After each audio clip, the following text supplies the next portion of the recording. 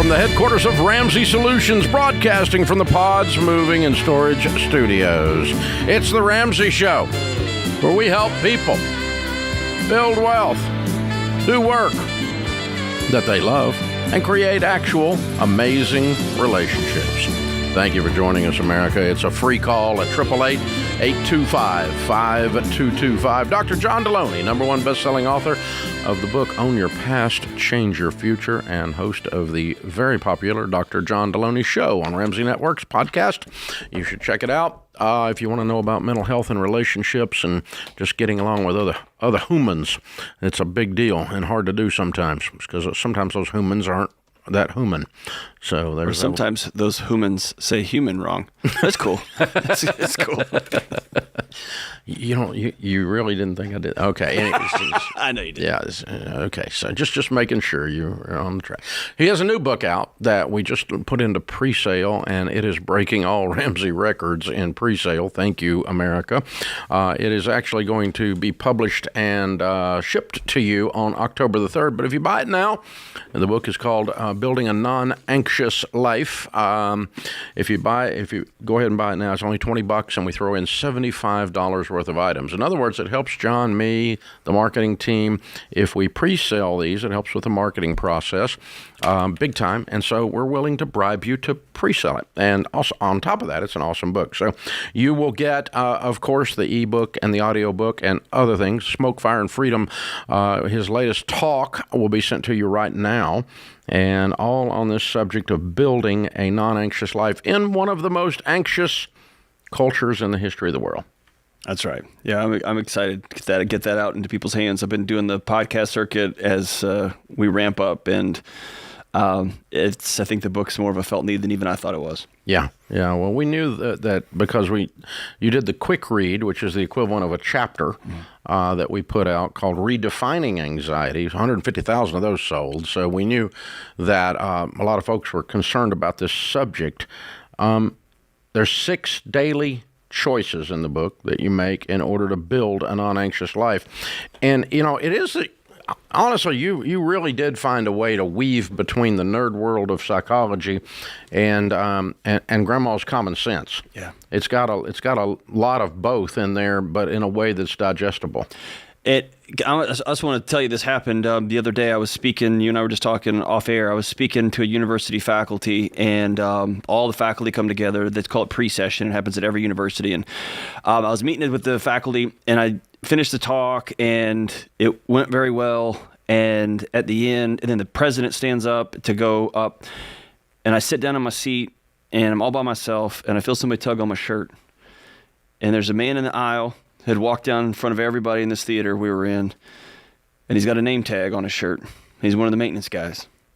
And he grabs my head from the back of my, he puts his hand on the back of my head and gets real close so he can whisper in while the president of the university is talking, addressing this faculty, the esteemed faculty. And he said, "This changed my life. Thank you." And I remember thinking, and he said, "I've been listening to the show. I've read one of the other things." And I remember thinking, I wrote this book for you. I wrote this book. It took all this nerd stuff that me and my nerd friends have to somebody who doesn't read a lot of books, who just wants to be a better dad. And I got choked up sitting right there. I was doing everything I could just not lose it, because it was a brave act for that guy to walk all the way down and to bless me in that way. But that's exactly what I set out to do, which is not to write the Hubermans of the world, those guys are brilliant. And those Peter T's in the world, those guys are brilliant. I can't write like that. Those guys are smart, and they have that area covered. I want to write a book that for people who don't read a lot of books, but are just sick and tired of living this anxious, stressed, burned out life. And so it's resonating in a way that I didn't anticipate. It's pretty neat. Yeah. I think one of the reasons this show has worked for 30 years is that we realize that people actually need other people. And one of the 6 choices is, choosing friends, choosing community, choosing relationships.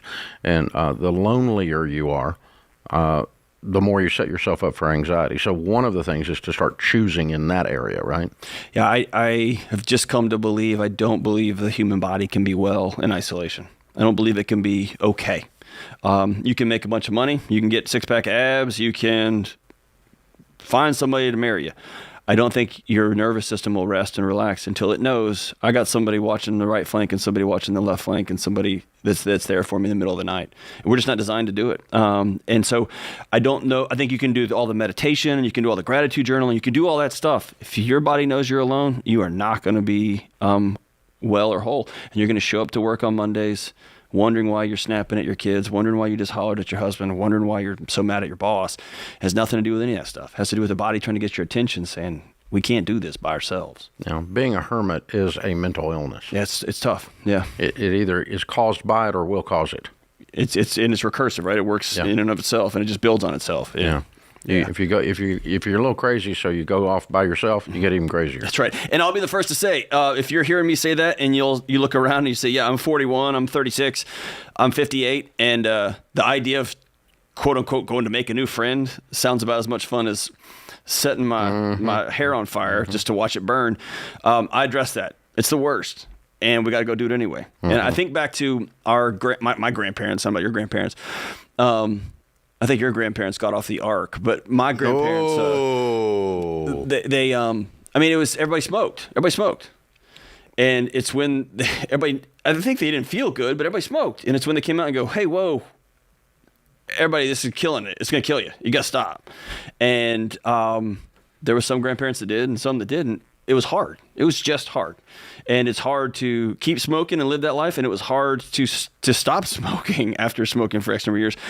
You had to choose which is a hard path. And if you choose the one that's going to give you longevity in life and give your health back, that's hard. And if you're going to keep just plugging along, that's going to be a hard path too. Making friends is very similar. Yeah. Living alone is going to kill you.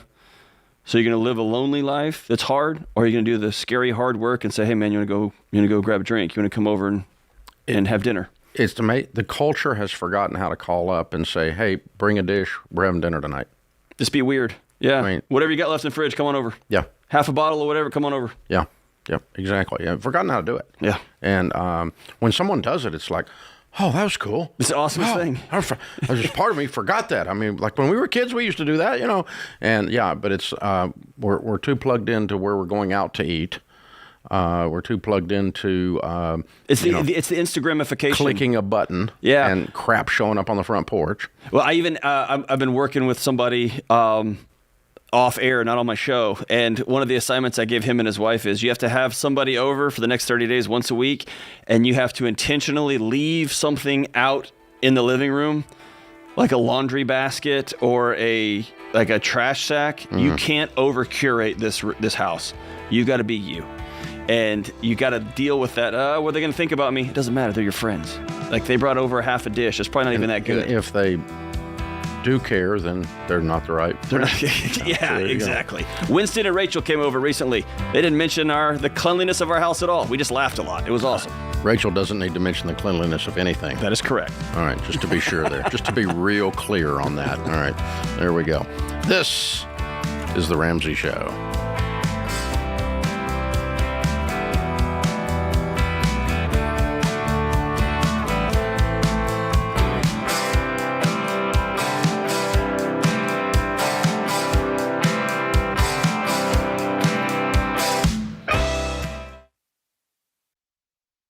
Hey, Dr. John Deloney here.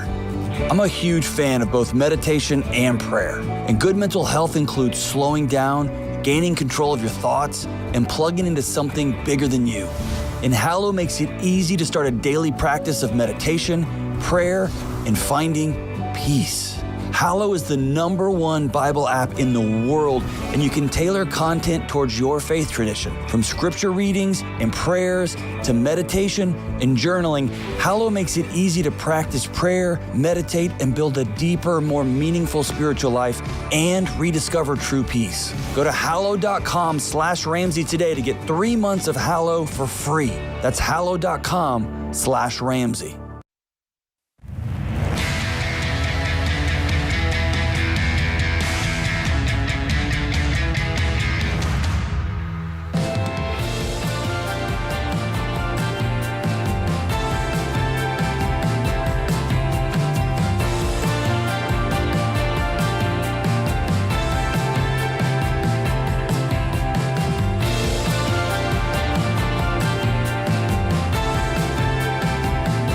Dr. John Deloney, Ramsey Personality, is my co-host today.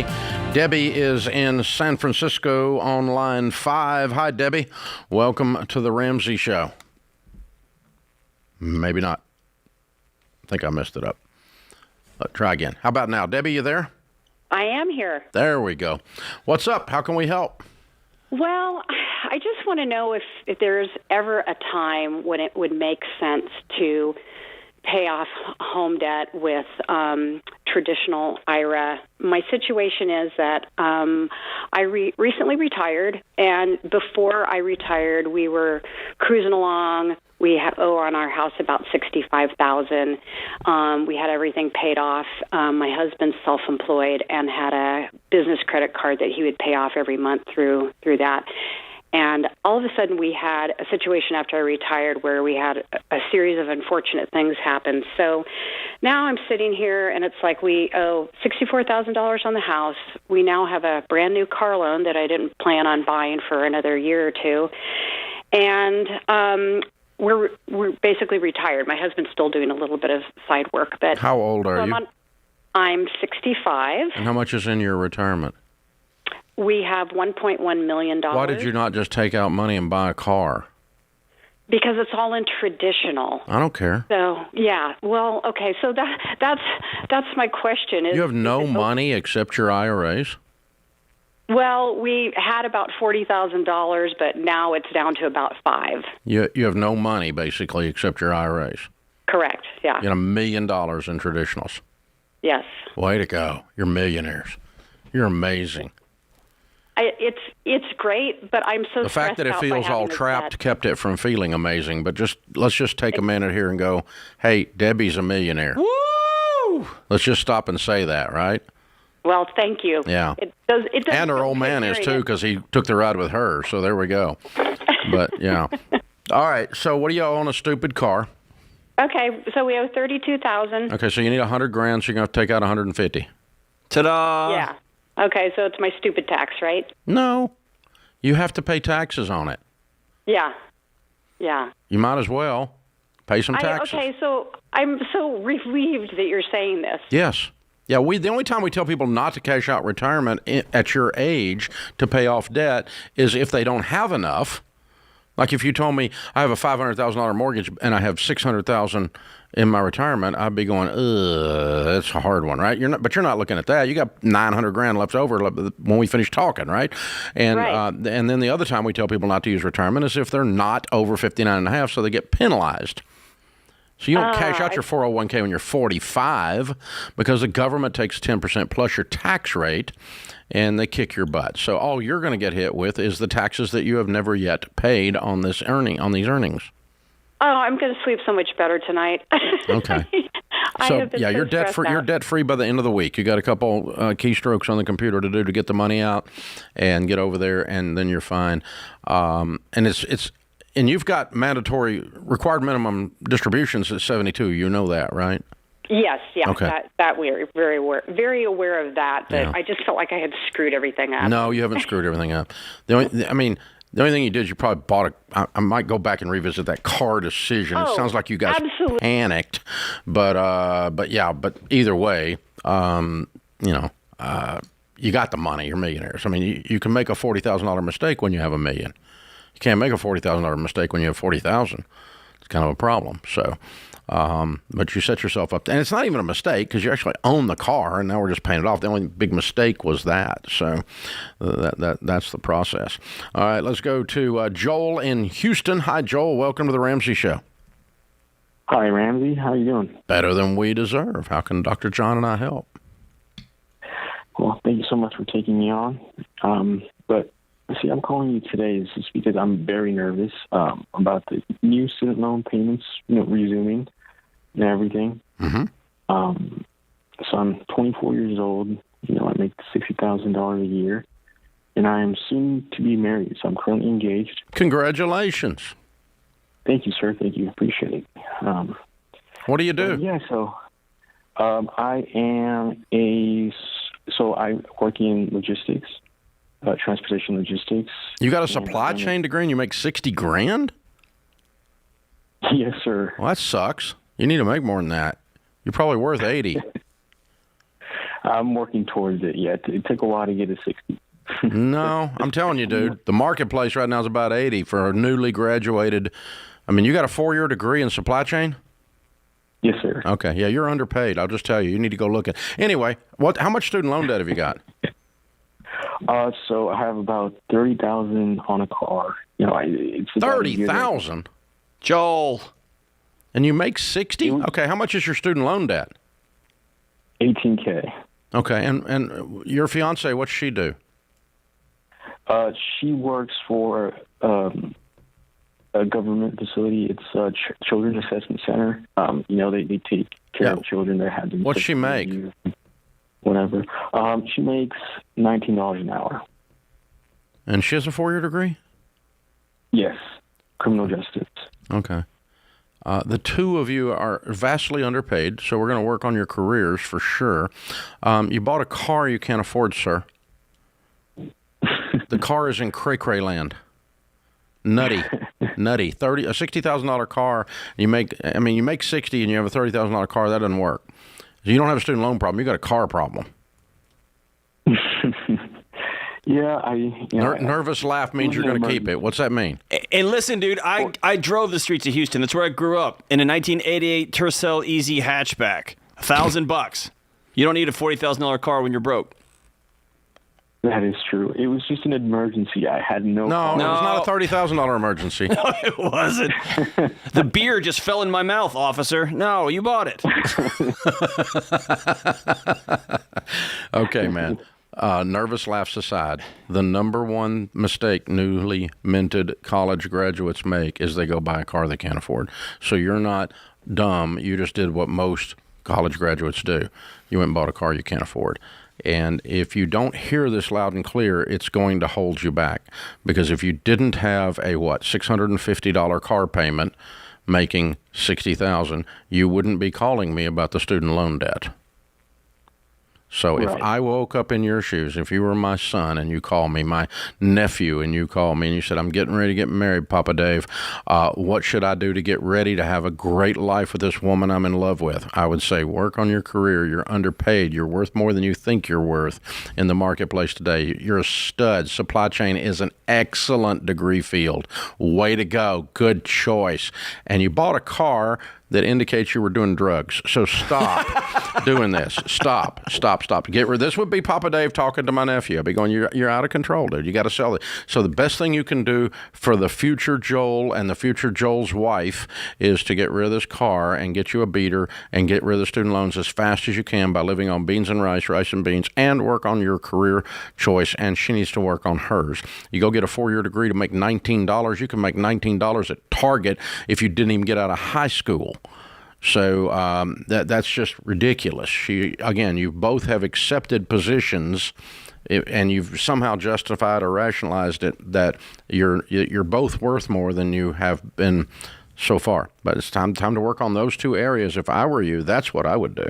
Yeah, my dad's a criminal justice professor. I know that's underpaid. I know that's too low. And there's a number of things you can do across that field. Yeah, a whole bunch of stuff you can do with criminal justice, but that's not $19. Right. So I mean, what do you? And by the way, that's when we say that, that's when she says, "Well, I really love working with these kids." So I get that. Yeah, I get that.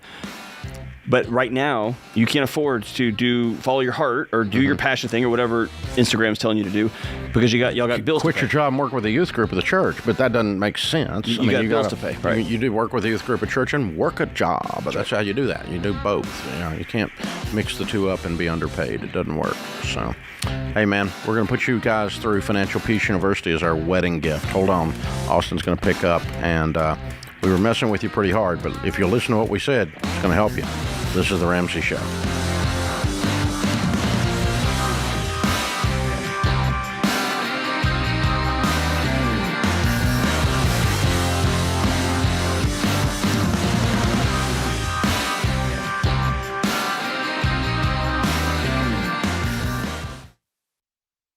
Hey, if you're in over your head with student loans and tired of getting calls from collection agencies, if private student loan debt is taking away your financial peace and you don't see any way out, you need Y Refi. They're not a debt settlement company, and they're not connected to a bank. Y Refi refinances defaulted private student loans that other places won't touch and gives you a custom loan built for you based on your ability to pay. So when you refinance your private student loan debt with Y Refi, you'll have a payment you can afford with a low fixed interest rate you couldn't get anywhere else to help you stick to your budget and work the debt snowball. And you can save thousands of dollars. To learn more about this custom refinancing option and a lump sum payoff option you could qualify for after 24 months, call 844-2-RAMSEY or go to yrefi.com/Ramsey.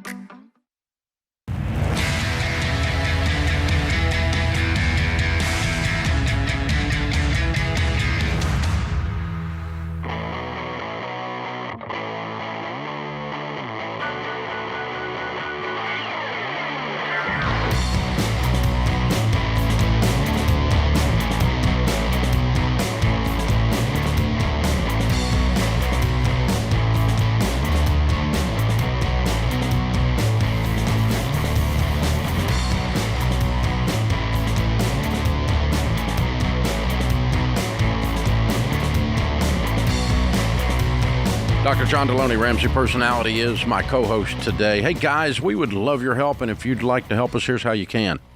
Pretty simple. Doesn't cost you a thing, but a few moments of your time. Subscribe to this show.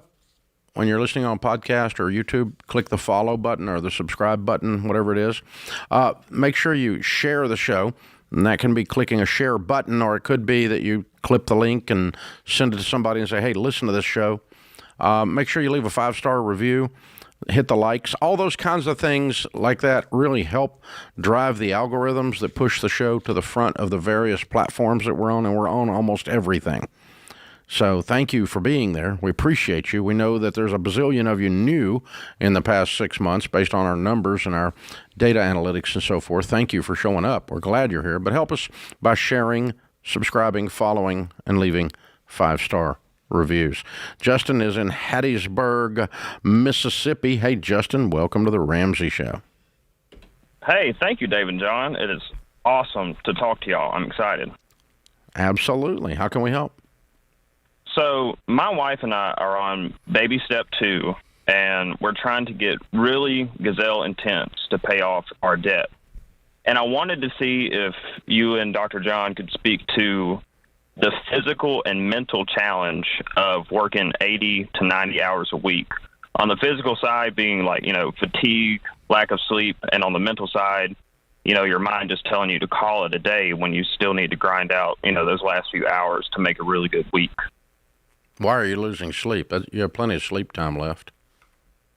Well, I guess a day you work 16 hours and you have, an hour commute and, eating, and stuff like that. You may get, 5 to 6, and on a longer day, you may get 4 hours of sleep.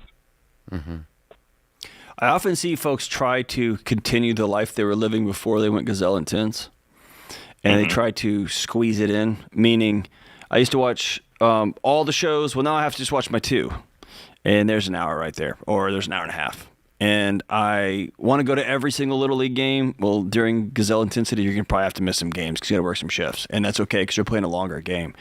But I would wonder how much all in are you?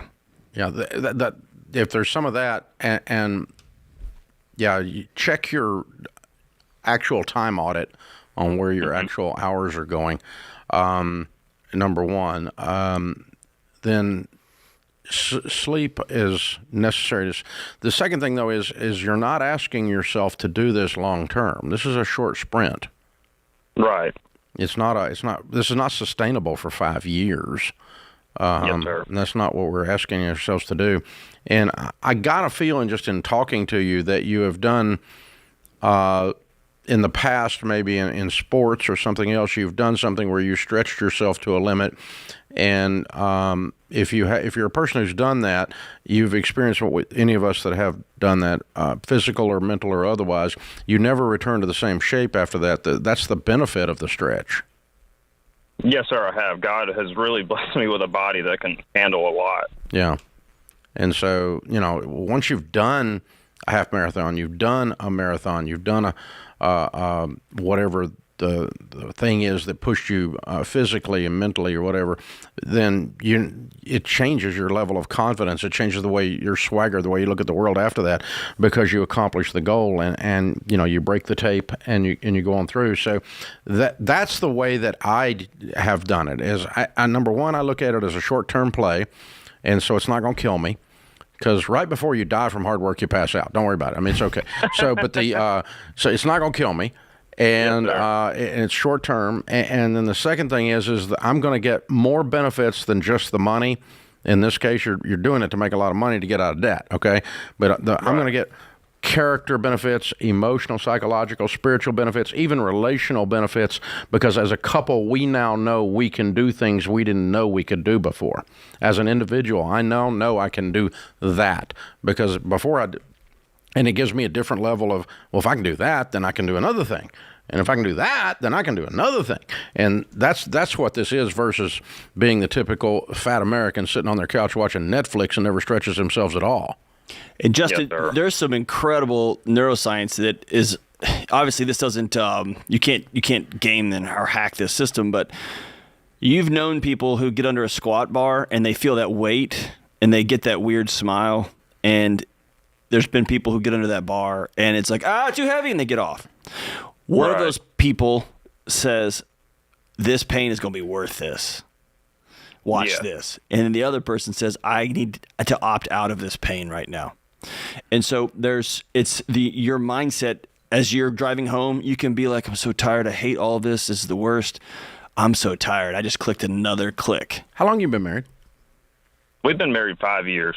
How's she doing with all this? That's interesting you asked that. One of the other kind of hard things for me is, like, say that she has a day off and I'm at work. When it's those last few hours when I still got, 4 hours left and I'm already tired, and she sends me a text like, I miss you, ready to see you. I'm thinking to myself, I'm like, man, I'm ready to see you too. I want to come home, but I'm like, I need to stay here another few hours. And yeah, it's like, I know you lost 50 pounds, but here's some fresh baked cookies. But also, again, that's your mindset, bro, because she's reaching out saying, I want you to know I'm not at work with you, but I'm in this with you. Right. And it's real easy for you to be like, oh, yeah. You know what I mean? So do your best to, you're all in a short sprint. Do your best to roll that out. So the good news is she's not whining about it. She's not going, ha, ha, ha. Oh, yeah. You're never home with me. Why aren't you ever home with me? She's not doing that to you. She just saying, man, I miss you. I wish you were here. Because I'm married to a country girl that's a hillbilly, and if they learned one thing at her house growing up, it was unbelievable hard work. She has no patience for people that won't work hard, especially if it was her husband. And so I got the opposite. I'm like, get your butt out of here and get this mess cleaned up. What's wrong with you? And so it was, she kicked me out the door, and so occasionally now when I don't need to work, she's like, would you go to work and get away? It's like, and so, so so I had the benefit of a spouse that was beyond supportive. Supportive is not the correct term. She supported you with her foot. With her foot. In your butt. Yeah, that's it. But in your case, you've got a sweet one that's being sweet and saying, I miss you, but I'm proud of you. So you might even tell her that. Just go, hey, listen, when you do that, it makes me not angry with you, but it makes me angry with this whole situation. It makes it hard to work 5 more hours. So if you would do that and just add to the end of it, I'm proud of you. You got this. It sure would help me. When my wife was pregnant with Josephine, after we had Hank, she gave me a list. It was just not a long list, but it was a short list. But she gave me a list of questions I was not allowed to ask in the hospital, and when she was in labor. And I said, why did you do this? And she said, because I know you love me. And I know you're going to ask, how are you feeling? Does that hurt? Are you okay? Do you need anything? And she said, when you ask those questions, it makes me want to strangle you. I want to set my eyeballs on fire, just so I don't have to look at your face. Your eyeballs on fire. Right? So she said, the best way you can love me is don't do this. I'll let you know if I need something. And so I think for you, just like Dave just said, if you let her know, hey, when you reach out, man, I know you're telling me that you're proud of me, you love me, but it just makes me hate being at work, and which makes me hate myself and makes me hate all this. Yeah. Can you just text me and say, I'm so proud of you? And I'll know that you miss me. When you're running the stadium stairs, You have no memory of doing that when you look at the scoreboard at the end of the Super Bowl and you won. Or you make that catch, yeah. You have no memory of running the stadium stairs. Your brain allows you to do only the celebration. Justin, you're a stud, man. I'm proud of you, and I think you're going to be okay. The good news is you're smart enough to talk about it and say I'm tired. You're smart enough to even okay, I got to take a day. I'm done. I got to take at least a day. I can't breathe. You know where your limits are, but pushing those limits is not a permanent thing. It's not a way of life. It's a moment in time, and the benefits are going to exceed the pain, I can promise you. Live like no one else, so that later you can live and give like no one else.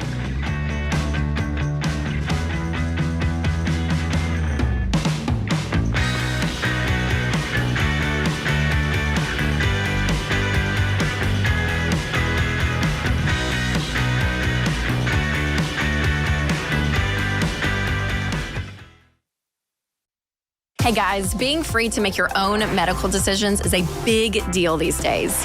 Christian Healthcare Ministries gives members the freedom to choose the doctors and providers they want without the frustration of worrying about networks and with no waiting period to join. It's a membership-based nonprofit ministry where hundreds of thousands of Christians share funds to pay for and pray for each other's medical bills. For over 40 years, CHM has helped families living across all 50 states. So see if CHM could be right for your family. Check out more today at chministries.org/budget.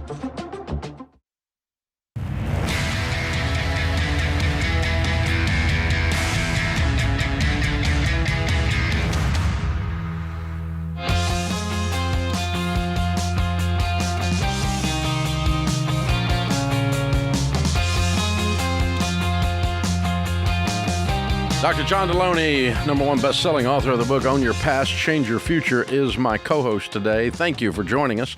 Open phones at 888-825-5225. You jump in. We'll talk about your life and your money. Tricia is with us in Washington, D.C. Hi, Tricia. Welcome to the Ramsey Show. Hi, thanks for having me. I have one simple question and one that's a little bit more complex. The first is baby step 4, 15% of income. Is that based on the base salary, or is that total including potential bonuses? Total, gross before taxes. Okay. And then my second question relates to a second mortgage that I have, or a mortgage that I have jointly with my mother-in-law, or that my husband and I guess, have with my mother-in-law, and how we should really be accounting for that in the baby steps. Does that go in bucket 2, or does that go in the bucket with the general mortgage payoff? Yeah, how do you have a mortgage with your mother-in-law? So when my husband and I were expecting our first baby, my mother-in-law was retiring, and we wanted her to move closer to us, but she couldn't afford a house near us. And we thought that, helping her move toward where we were would be, better than paying for a stranger to do childcare for us. So we essentially assisted her in getting the house. So I'm on the mortgage. So you took out you're on her mortgage. We're jointly on the mortgage. We own it, 50%. But it's her house. Yeah, it's her primary residence, yes. Okay, so you took out a mortgage. You're a co-signer, in a sense, on her mortgage on her house.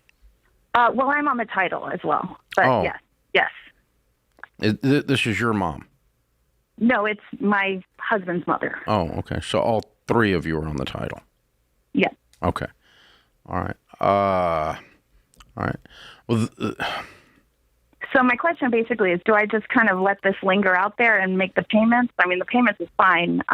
Are you making the payments? We split the payments. As a method of helping her? Yeah. And she helps. What happens to the house when she passes? Are there other siblings? My husband has 2 siblings. We haven't actually discussed that. What happens when it passes? When she passes, we haven't discussed that. So all the money that you're paying in reducing the principal may go to them. Well, I'm on the title, so I know, but you're not. You don't have exclusive title. She's got the title too, and her estate will get her portion of the title, and that portion of the estate could go to the siblings.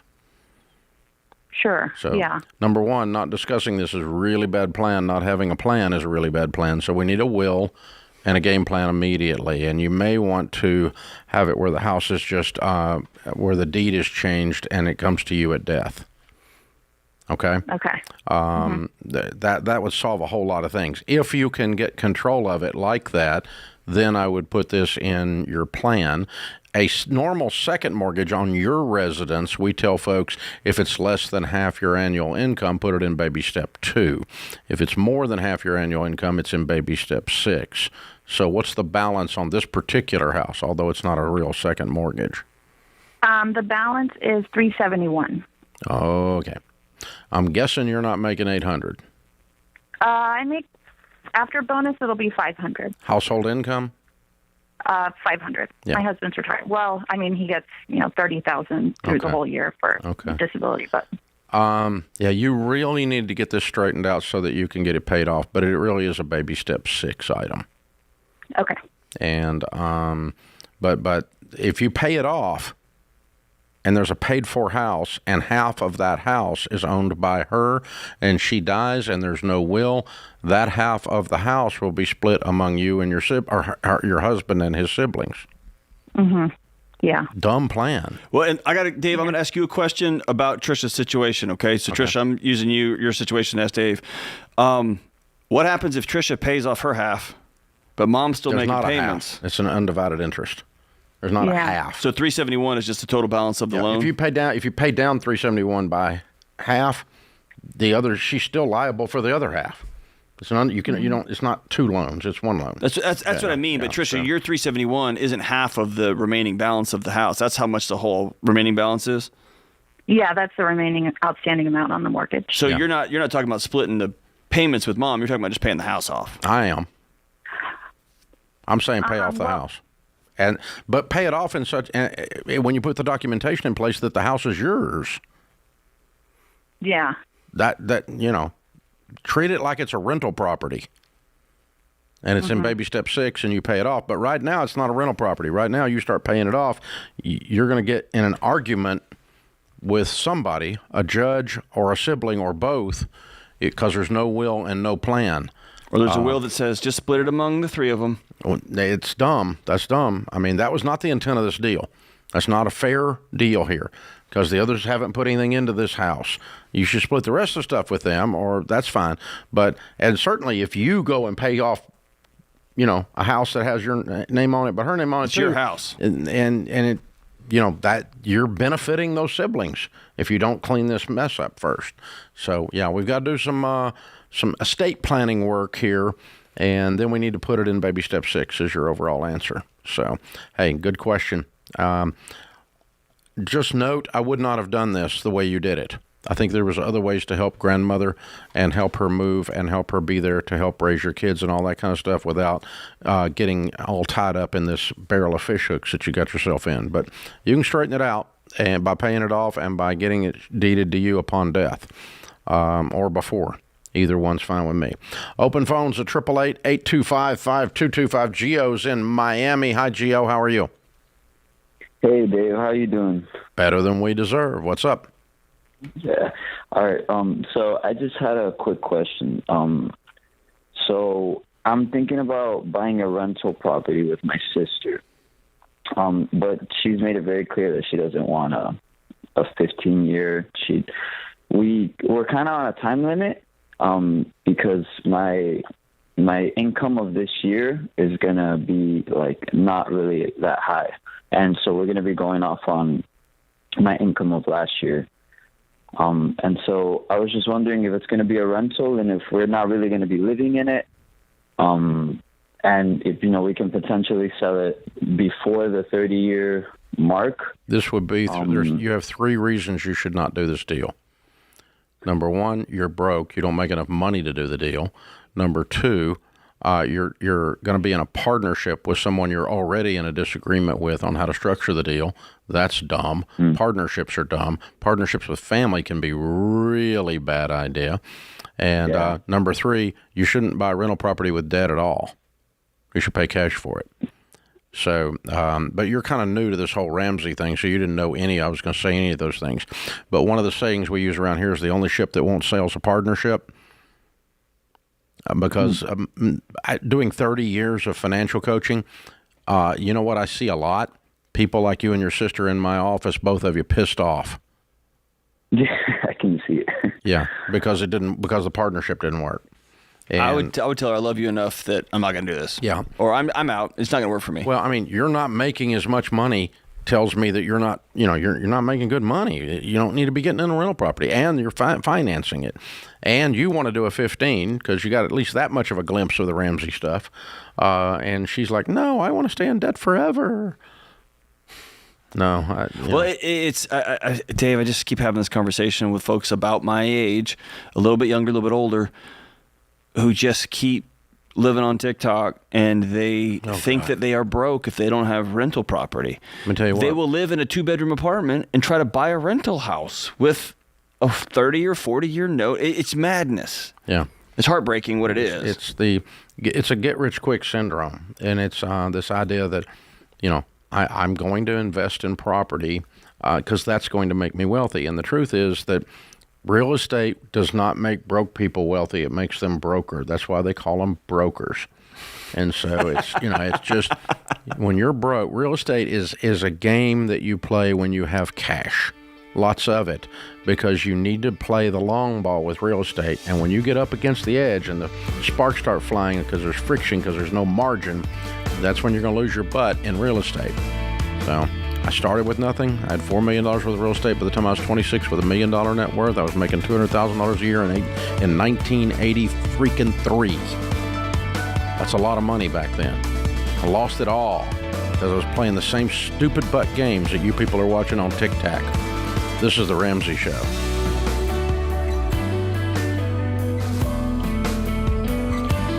Hey, it's Dr. John Deloney. If you love the show and want a deeper dive on your money journey, we have a weekly newsletter that gives you trending and helpful articles and tips on following the Ramsey way. Just go to RamseySolutions.com today to sign up for our newsletter. Again, that's RamseySolutions.com to sign up for our weekly newsletter.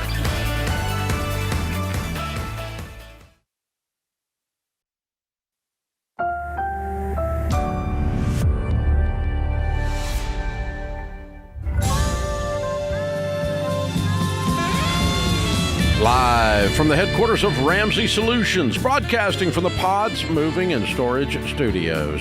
It's the Ramsey Show, where we help people build wealth, do work that they love, and create actual amazing relationships. Dr. John Deloney, #1 best-selling author of the book Own Your Past, Change Your Future, and host of the Dr. John Deloney Show on the Ramsey Network's podcast, very popular show on relationships and mental health, is my co-host today. Open phones at 888-825-5225. His new book, Building a Non-Anxious Life, is on pre-sale. You can get it for $20 and $75 worth of goodies thrown in, like audiobooks and ebooks and talks and other things we include as bonus items, all at RamseySolutions.com right now. Linda is with us in Roanoke, Virginia. Hi, Linda. Welcome to the Ramsey Show. Thank you for having me. Sure. What's up? Okay, so I'm currently 64 years old, so is my husband. I make about 115. My husband makes about 45, and we still owe 180 on our house, and he is not on board with paying the house off. And he thinks loves that we should that. just evidently he just does not want to pay the house off, and I've kind of tried to put my foot down and say, when we retire, we're not going to have a house payment because we're going to have to sell it and downsize. Well, he's definitely not on board with that, and I don't really know how to get him on board. And I did listen to one of your podcasts, and where the conversation was about somebody not being on board, and I think Deloney said, this is not a finance problem, this is a marriage problem, and I think that's probably a lot closer than anything. I'm sorry. How long y'all been married? 29 years. How much have you got in your retirement accounts? My retirement is my 401 is probably about $175. Mm-hmm. I have $1,000 in my emergency fund. I have 2 rental properties that I'm in the process of paying off. I just paid off 2 of our cars. What are the rental properties worth? Together about $200,000. Mm-hmm. And what's your home worth? But my home right now it's worth 180. And you owe 180? Yes, we owe 180. And it's worth 180.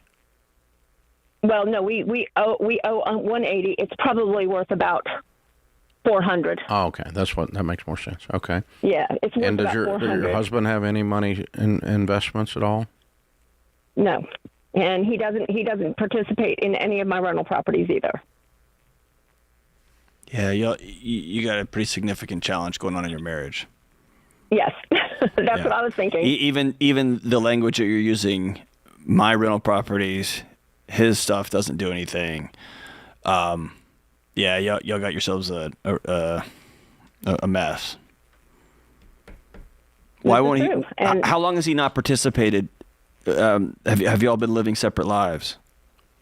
Well, we put money. We have separate accounts, and we have a house account.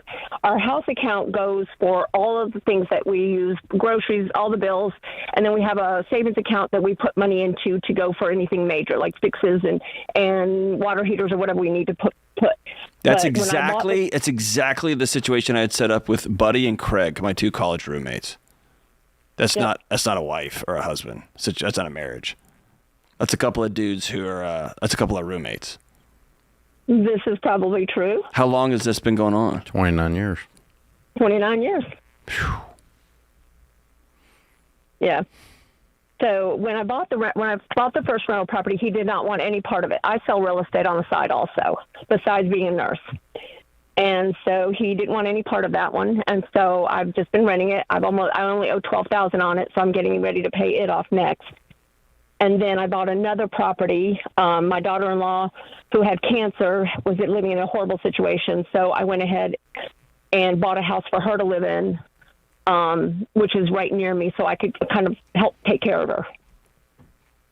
And that property is probably, I owe about $62 on that one, and I'm hoping to get that paid because I'm snowballing everything. Wow. I'm not sure exactly what to tell you, Linda. This is so painful. You guys are so disconnected. It's almost as if your little brother who had a mental disability was living with you, and you go and do everything in spite of him. Because he's not on board with rental property. I did it anyway. He's not on board with taking care of the kid that had cancer, but I did it anyway. And he's not on board with this, but I did it anyway. He's not on board with saving money, but I did it anyway. And I'm the only one that has any assets, but I did it anyway. And he makes a fourth of what you make, and he did it anyway. And yet you guys split the mustard in the refrigerator. Mm-hmm. I don't know what to do with this except beg you guys to, but guess what? This is not going to work because, tell you to go see a marriage counselor, but guess what? He's not on board. He's not going to do that. What is he on board with? Yeah, what is it? What does he like?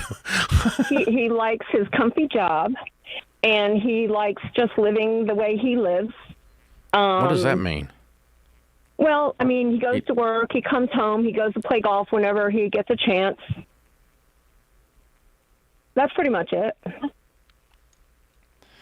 Here's, this is going to be an unpopular. It's going to get me in trouble with the internet, and that's fine. Here's what you have to decide. Am I going to, it's been this way for 30 years, and this is going to be this way for another 30 years. And I'm going to keep plugging along and doing my thing, and I'm going to head on down the road because this is the life that I walked into. Or I'm going to cause a ruckus in my living room. Turn on the lights. And I'm going to say, this ends today. I hope you will come with me. I'm going to a marriage counselor. Right. And as a part of going to a marriage counselor, I'm going to learn that I have value and partnership, and I can't do all this by myself. And I can't keep dragging you, and you can't keep using me as your bank, and you can't keep using me as your sugar mama. I need a husband. I don't need another child. And that might mean that I'm out. That might mean I'm whatever. But I think you have to make that decision for yourself. And if you decide this is the life I got, it's annoying, but it is what it is, make peace with it and move on down the road. Yeah. In which case, you're probably selling your 2 rental properties to pay off your home. Because if he won't sign the deed, you can't sell that home. And you have $180,000, and you don't have $180,000 to pay it off. You have $175 in your 401k, And I guess he's going to retire and eat out of your retirement because he doesn't have any retirement and you do.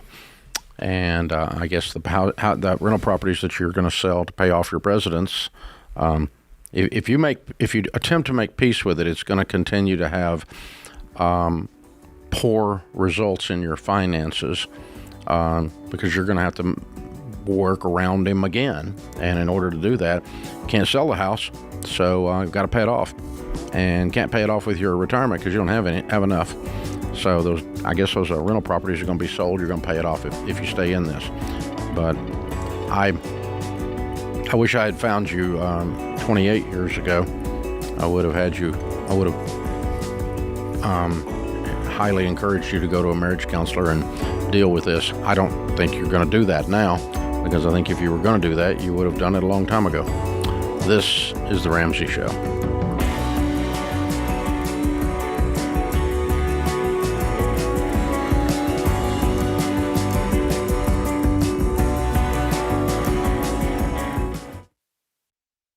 It's a competitive home buying market, but there's a way you can get an edge.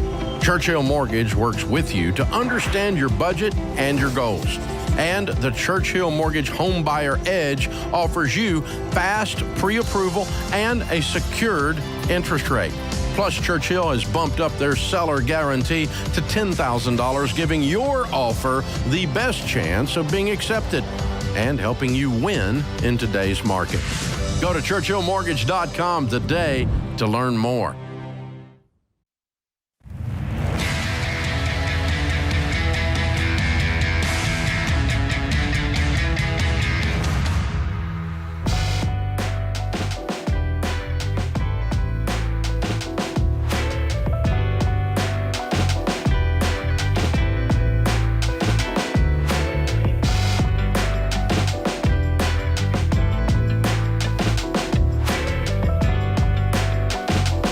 Dr. John Deloney, Ramsey Personality, is my co-host today. Open phones at 888-825-5225. All right, John, I can't leave that one alone. That one's bothering me. That one being, if you were with us in the last segment, lady married 29 years, she and her husband never been on the same page on money, and for that matter, on life. So I don't feel like I can help her. I feel like she's so far in that she's probably going to stay in that soup, right? But what I would tell you is this, if you're listening, and John, you can throw in, whatever you whether you agree or not, and so forth. But we have an inordinate number of people in their 20s listening to this show and watching this YouTube and watching us on television and so forth. If you are considering entering into a marriage, a lifelong commitment with someone, and you don't first make sure that you're in agreement and going to commit to stay and adjust in agreement on the subject of money, in-laws, because there's crazy in one of your families or both your family, kids, how many to have, how to treat them, are the inmates going to run the asylum or what? And religion. These are the four things that the data tells us. If you're in agreement on these four things before you're married, you have an inordinate probability. I mean, like 90 percentile probability of staying married happily through your life. But people that are not in agreement on religion, in-laws, kids, and money live desperate, weird, toxic lives and are ineffective at all four of those areas. They're ineffective in their spiritual walk. They're ineffective with their money and wealth building. They're ineffective parents. And they're even ineffective family members to their extended family because they're not in agreement. I'm gonna help my mama even if you don't want me to. They're not in agreement. And you live your life in angst because you don't have alignment on these basic things. Please, for God's sake, don't call it love to marry someone that you are not aligned with like that. It's not love. It's drugs. It's alcohol. It's something. It's permanent roommate. It's lust. Yeah. But you're gonna end up with a roommate that you don't like. I think beneath those four things is equally important because I'm thinking about this. Like, on all 4 issues, my wife and I were aligned. And we are different on a number, probably 3 of the 4, maybe 4 of the 4, this 21 years later. I think being in alignment out the gate, and equally important, being aligned with how are we going to act? What's our process for when we get cross? Because you will get cross. I want to help mom. I don't want to help your mom. All right. Now the alignment is, do you just do what you're going to do? How do we set this problem in front of us and we tackle it together? And you got to have a plan to go forward. In that last call, I don't want you retiring. I don't want to downsize. I don't want to do this. I don't do this. I just want to play golf. And you make 3 times what I make, so I'm just going to take the money and we're going to put it all in the same pot. Man, that's a dude that's cashed out, right? That's a guy that there was no alignment, not only on issues, but on how do we actually solve problems when they pop up in our marriage. And they pop up in every marriage. Yeah. If you're listening to this show and you're 24 and you're dating and you don't take a clue from how miserable that lady is, that's what we want you to do. That's why we're coming back to this, is we go, you have got to make this a priority. It's not a business transaction. It's a values transaction. Because when you can agree on your money, you've agreed on your dreams, you've agreed on your fears, you've agreed on your life. And when you can't agree on your money, you're not agreeing on the basics of life. And you won't sleep. And you will not ever have peace. Not by yourself, not with your friends, not with anybody. It haunts you. It haunts you. It increases the likelihood of addictions. It increases the likelihood of sexual dysfunction in the marriage. It increases all of this. Okay? So these things are so intricately tied together that you guys have got to be grown-ups. Quit. This is not a Hallmark movie, doofus. And this by is the way, your life. On my show, people call in and they're so nervous. If I say what I need out loud, he might leave. And my response is always, well, good. You deserve more than that. And I know you're going to be lonely, and I know it's scary, and I know it's frustrating. And there's a great comedian. He said the worst part about breaking up long-term relationships is there's no equity rollover. You can't tell it's Michael Che. You can't tell your new girlfriend, hey, I went to her wedding, her sister's wedding. I ain't going to this one. Like, I get to carry that over. You don't get to carry that. You got to start over again. I get that. It's terrible. And the alternative is you spend the next 30 years looking at your bank account, so scared to death you can't breathe, and you look over there and there's this lump on a couch getting his golf shoes on. Yeah. For God's sakes, if you look up and you're completely misaligned, you're going to, you're not going to end up liking them. They're not going to end up liking you at the end of the story. So you're going to resent them. You might as well just call it now. Yeah. I mean, early. And before you end up in marriage, before so please, folks, and for those of you that have got young marriages, you've been married 2 or 3 years and you're struggling to get aligned on these things, go sit down with a marriage counselor. For God's sakes, if you wanted to lose weight and become fit, you would hire a personal trainer. So why can't you hire a marriage trainer? Or if your breath smells bad, you go to the dentist, a professional. Why can't you hire a marriage trainer? Maybe a good start for that is come to the Marriage and Money Weekend that we're doing with John Deloney and Rachel Cruz. That's coming up in October. In October. I'm looking around here trying to figure out the date. But that's 19 through 21, yeah. Thank you. I'm trying to grab the cheat sheet so I'll get my act together here. But, 19 through 21 here in Nashville. It'll be at the Ramsey Event Center. I didn't even think about that, but you could come do that weekend. That weekend's going to be pretty intense. I think ultimately, in fact, I was doing a podcast earlier today. Should somebody do that weekend as a pre-marriage thing? You could. You could. Okay. And here's why. Because you're going to be surrounded by people who've been married for 25 years and for 15 years. And so you're going to get to see some couples down the road. And I think when people catch them at the break and have a cup of coffee, yeah, that's right. Or you can listen to the challenges they're having. The content's not inappropriate for a pre-marriage. No, goodness no. Okay. No. If you said I do, come on in. Okay. Or you're about to. That's right. Yeah. But I think at the end of the day, avoidance cannot be a strategy. It can. Avoidance when you're dating. Avoidance. I'm just not going to look at my budget. Well, the thing I always think about Les Parrott when he says, and Dr. Les Parrott says, when you have these strong feelings about something and you bury them, they have a high rate of resurrection. They will show up. They'll pop back out, and they come back out in the most inopportune ways, the most inopportune moments, and it takes another 5 years of therapy to figure out why they're coming out sideways. and why you're yelling at your kid when actually it's a decision back over here, whatever the thing is. But yeah. Absolutely. Yeah. So please, folks, please do not move forward in these relationships. If you're sitting there and you're a 3-year marriage, cause a ruckus. I'm not going to tell you what John says. I'm not going to tell you to go with the possibility of make peace with it. Don't make peace with it. If you've been there for 3 years, raise hell. Get in a marriage counselor's office. Raise hell about it.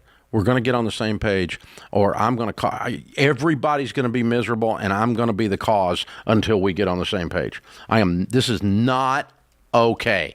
I'm not going to live like this. The worm has turned. Cause a ruckus.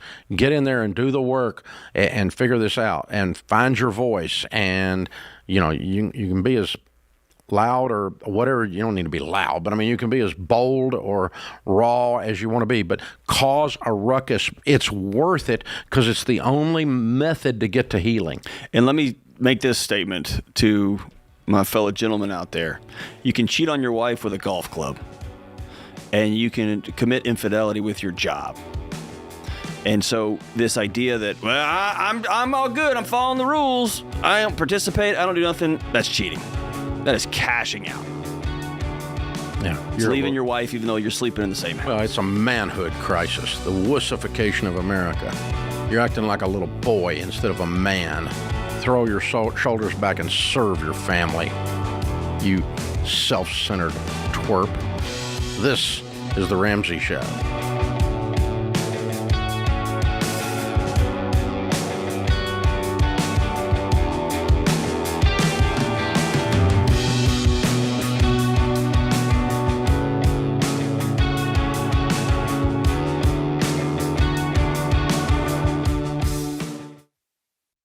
Well, you've all played the telephone game. The first person whispers a message to the second person, who whispers it to the third, and so on around the table until the original message has completely changed. Multiply that confusion by 100 if you run a business with different software systems that don't talk to each other. That's why there's NetSuite by Oracle. In the early days of Ramsey, we were using different systems for all of our business units. We needed one single source for accurate data.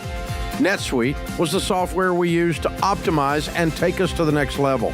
NetSuite gave us the visibility into all of our numbers so that we could communicate across departments and plan ahead better. And as we grew, it scaled with us. NetSuite worked for Ramsey, and it will make a difference for your business too.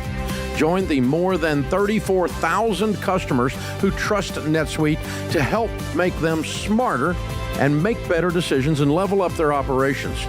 To learn more, get a free product tour at netsuite.com/Ramsey. That's netsuite.com/Ramsey.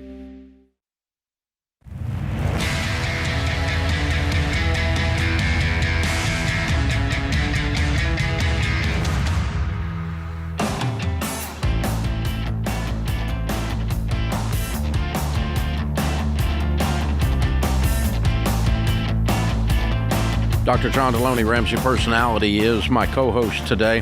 Hey, guys, we got a great radio partner in Phoenix, the legendary KTAR-FM, number one talk radio station in Phoenix. And we're blessed to be part of their daily lineup. Their 15th annual Give-a-thon for Phoenix Children's is taking place through Friday, the 18th. Last year, they raised a record $2 million. You can donate in the Phoenix area, or even if you just want to help kids in the Phoenix area, by texting the word GIVE to 411-923. With a medical staff of nearly 1,000 specialists, Phoenix Children's is one of the largest pediatric healthcare systems in the country. In 2023, U.S. News & World Report named Phoenix Children's to its list of best children's hospitals for the 13th consecutive year. So again, if you're in the Phoenix market in particular, but anywhere, and you want to flex that generosity muscle, this is a good cause. It's the annual Give-a-thon for KTAR FM for Phoenix Children's, and you text the word GIVE to 411923. Our question of the day is sponsored by Neighborly, your hub for home services. Summer is busy, which makes it hard to find time for home maintenance, but Neighborly is your source for local home repair professionals like AirServe, Mr. Electric, and Dryer Vent Wizard. Go to neighborly.com to be ready for any season.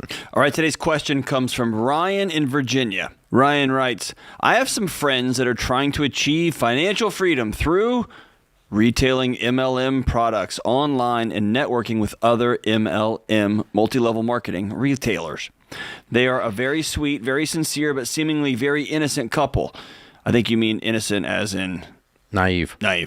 The wife does take on occasional outside work currently, but I wonder how much of her income is absorbed back into trying to make their MLM business work. I haven't yet asked them what their net annual revenue income is from the MLM. They've been at it for 2 years, or if they keep track of actual hours put into their business, what's an hourly wage, etc. But before I do, I want to ask if MLMs are still the shady, barely legal, pyramid scheme-ish companies they used to be, or what your views on MLMs are. I haven't found much good said about them online. What do you think about them, and what might you suggest in way of having a conversation with my friends about it? Federal Trade Commission says that 99% of the people that join an MLM lose money. That's a staggering statistic. It's hard to actually believe. I'm not sure I do believe it. The AARP did a different study that came with different numbers, came with different results. So haven't looked into the methodologies on the studies to tell you, but they say that 27% of the people that join an MLM actually make a profit, and that 70, whatever the balance is, 73% lose money. Not quite as harsh as the FTC number, but I think if you've just got good walking around sense and you've got a few decades under your belt, we can all agree that the vast majority of people that start in an MLM do not make money. They lose money, whether it's well in excess of half. So there's a high probability that this couple, statistically speaking, has actually lost money and has made no money for the hours they've invested. So, and that's just a observation. That's not actually a moral statement. It's not an ethics statement. I'm not saying whatever. What did he say here? Barely legal, pyramid schemish. I'm not saying any of that. The bottom line is just the people that get in it generally don't make it, and so it generally makes the top 5% of the people in the thing. They make all their money off of recruiting and people buying the kits that or whatever it is they buy when they become a recruit and or sign up for the licensing or whatever it is they have to do, and the uplines make money on that, or they go sell what the methodology. Generally, what happens is life insurance companies do the same thing. They hire someone young and inexperienced with absolutely very little belief that person is going to be with them for 10 years, but they use them to get to their closest circle of friends, their Uncle John and their Grandpa Dave, and they use them to get an appointment because they couldn't get in to see John or Dave, but when the nephew calls up, is just out of college and he's 24, we'll let them come over because he's in training with his boss. And so they'll come over and pitch you life insurance. It's called working your natural market. But when they use up the person's call list of what they call their natural market, the people that they actually have credibility with, then they've run their course and the person can't make money. And so 80% of the people that join the life insurance world to sell life insurance are out of the business in 1 year. And that's not a multi-level thing, it's life insurance. So, but it's the same concept here. They work your natural market. So they recruit someone and then you take them to mom and daddy, you take them to your brother, you take them to your high school friend who will let you in the door, but they wouldn't let anybody else in the door otherwise. And you recruit them or you sell them makeup or whatever it is you're going to sell them, whatever the multi-level's doing, right? And so I do personally know a handful of people that have made 7 figures in that world. I know another guy who he used to speak for him all the time, got so disillusioned with the fact they were making more money selling books to the motivational books and tapes to their audience than they were running the actual business. The business was like a seminar business behind the scenes, and he was part of it because he was one of the speakers, and he got so disillusioned with that he quit. He wouldn't speak for him anymore. And he's a professional speaker and author to this day, and you'd know his name if I named it. But he won't work with them anymore. But he worked with them for years. He was very well known in their ranks. And so all of that to say, if you tell me you're in an MLM because it's a great part-time job, I'll tell you statistically you're a fool. If you tell me you're in an MLM because you want to grow a large sales organization and you have a skill set that helps you to become a sales manager to 100 or to 1,000 people, or 100 people that have 100 people, I'm going to tell you might get rich. You might be one of the handful that makes a ton of money. But in the meantime, the people that join are inordinately bothersome to the rest of us. You hate to see them coming, don't you? It can be pretty tough. Oh, you're going to be nice about this, aren't you? Well, it can be real tough. I always appreciate the young kids when they're hustling and trying to sell me Cutco or something. That's it. I always appreciate it. Cutco runs the exact same model too. Not multi-level, but they run the natural market. Yeah, I mean, I always appreciated Yeah, they get their dad's cell phone. I got a lot of their dadgum knives because Sharon won't keep them out of my house. But I think one of the most bothersome. They're actually great knives. Yeah, they're incredible knives. Bothersome things about this question is that if Ryan was sitting with me, the guy who wrote in and asked this question, I would say, hey, have they ever even asked you your opinion? Yeah, there's that. Because this guy sounds like he's spending a ton of time he's already made up his mind. Wondering what their finances are like and whether they're making the right decisions and whether they're doing what they're... Like, man, you don't get a vote unless they ask you in. And so if they ask you in, then you can give your opinion, but man, it doesn't sound like they're asking you in. It sounds like you're just waiting for a chance to say, hey, what you're doing is wrong and evil and bad, and you're going to lose money, and what are you doing? Yeah, that's true. Yeah, you're those convinced against their will are of the same opinion still. And talking someone that's in an MLM out of being in one is about like trying to get somebody that loves crypto to not buy crypto. Or to argue somebody out of their religious stance. This is not going to work. Or who they vote for. Yeah. I mean, Trump has caused all kinds of problems, climate change, everything else. Well, the people that hate Trump hate him for things he never even did. It's amazing. Everyone hates every politician for things they never even did. That's true. I saw a great one the other day. It was like a library, and Obama was sitting at a table, and he had a chocolate chip cookie and a glass of milk. And he picked it up, and the chocolate chip cookie was way too big. And he tried to dip it in the milk, and he got all mad. And he goes, "Thanks, Obama." Yeah, everybody blames everybody for everything all the time. Blames himself. As long as it's somebody else, right? So I just. Yeah. I'm with you. Yeah. So, yeah, I agree with John in that sense, Ryan. Mind your own business is not your problem. Yeah. But unless they ask. But what do we think about MLMs? In general, I'm not mad at them. If you want to go do one, be prepared to be a recruiter and a sales trainer, and be prepared to manage a high turnover organization. And if you want to do that, and that's your call, you have a chance of making this into a career and making money. None of them are good part-time jobs, statistically. And so you can do a lot better things on your side hustle. This is The Ramsey Show.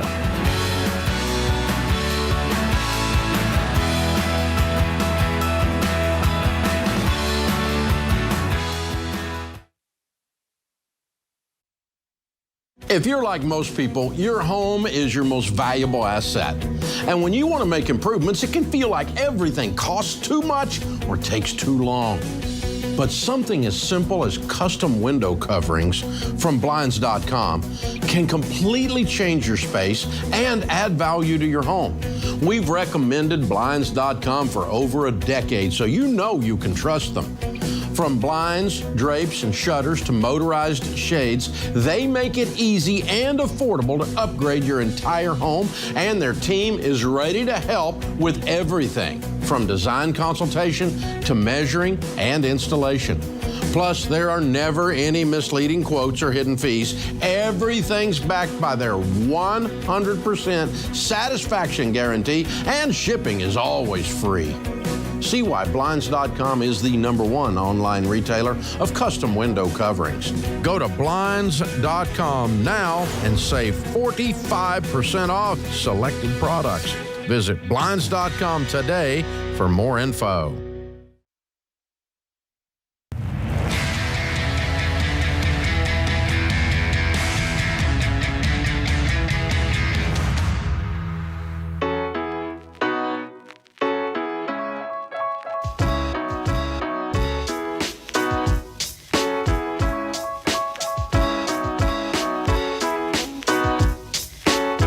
Dr. John Deloney, Ramsey Personality, is my co-host today. Thank you for joining us. Open phones at 888-825-5225. Rachel is with us in South Bend, Indiana. Hi, Rachel. Welcome to the Ramsey Show. Hi, thanks for taking my call. Sure. Me and my husband, we are 41 years old. We've been married for 21 years. We're on baby steps 4, 5, and 6. Perfect. We still really like each other. We have 2 school-age kids, and yes, yesterday we argued about the temperature on the thermostat. It was a little cold. I work about 6 days a month, and my husband works about 9 days a month. We enjoy our days off together. I work as a nurse practitioner in the emergency department, and he's a firefighter paramedic. My question is, being where we are paying more on our mortgage. In the last 5 years, we've lost about 7 friends on the fire department, with the oldest one being 54. I'm not super emotional, but some of those losses were very close. Firefighters aren't known for their longevity in their health just because of the carcinogens they're exposed to. My question is, I feel I almost need permission from my dad and my brother here to say it's okay to be intentional for a season. And enjoy life. We're not going crazy. We stick to our budget. I did go over $10 on dining this month, but the new budget starts tomorrow.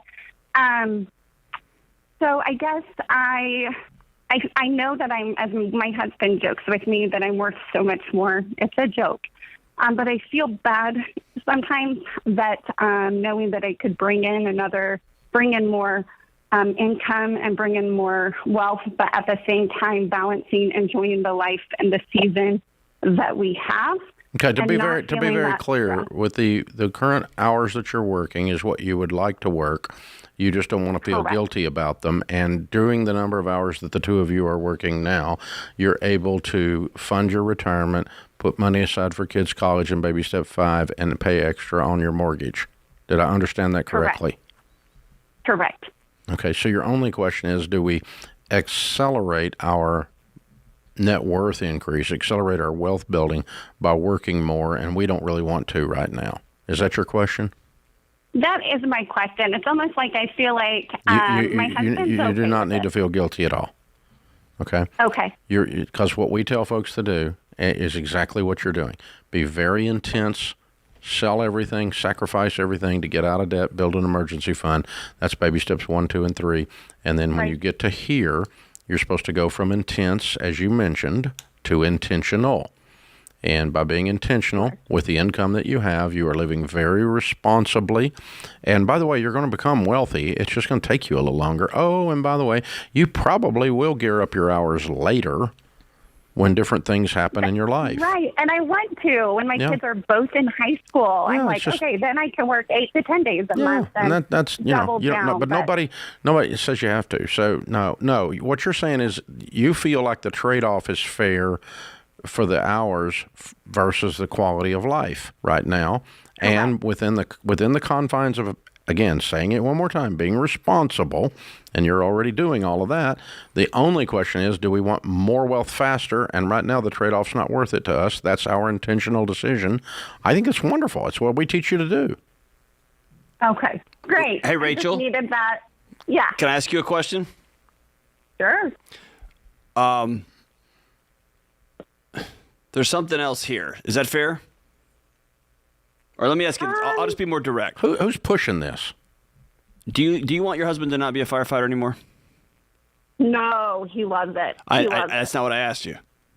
No, I don't. I really love, he loves it, and I love him being a firefighter. I love that we speak the same language. When he comes home and has a hard day at work, I know what it's like. I know what it's like in the ER to lose a kid on a job, and I love that he understands. Like, it is just, like, we both truly love our jobs. And we joke that maybe we love it so much because we're not slaughtered and burned out by it. But no, I can't imagine him being anything else. I truly love him being a firefighter. I mean, yes, I think about at times like, oh man, I hope he doesn't die in a fire. But man, he's always like, if I'm fighting a fire and then I meet my savior, then I'm a millionaire. That's what he tells me.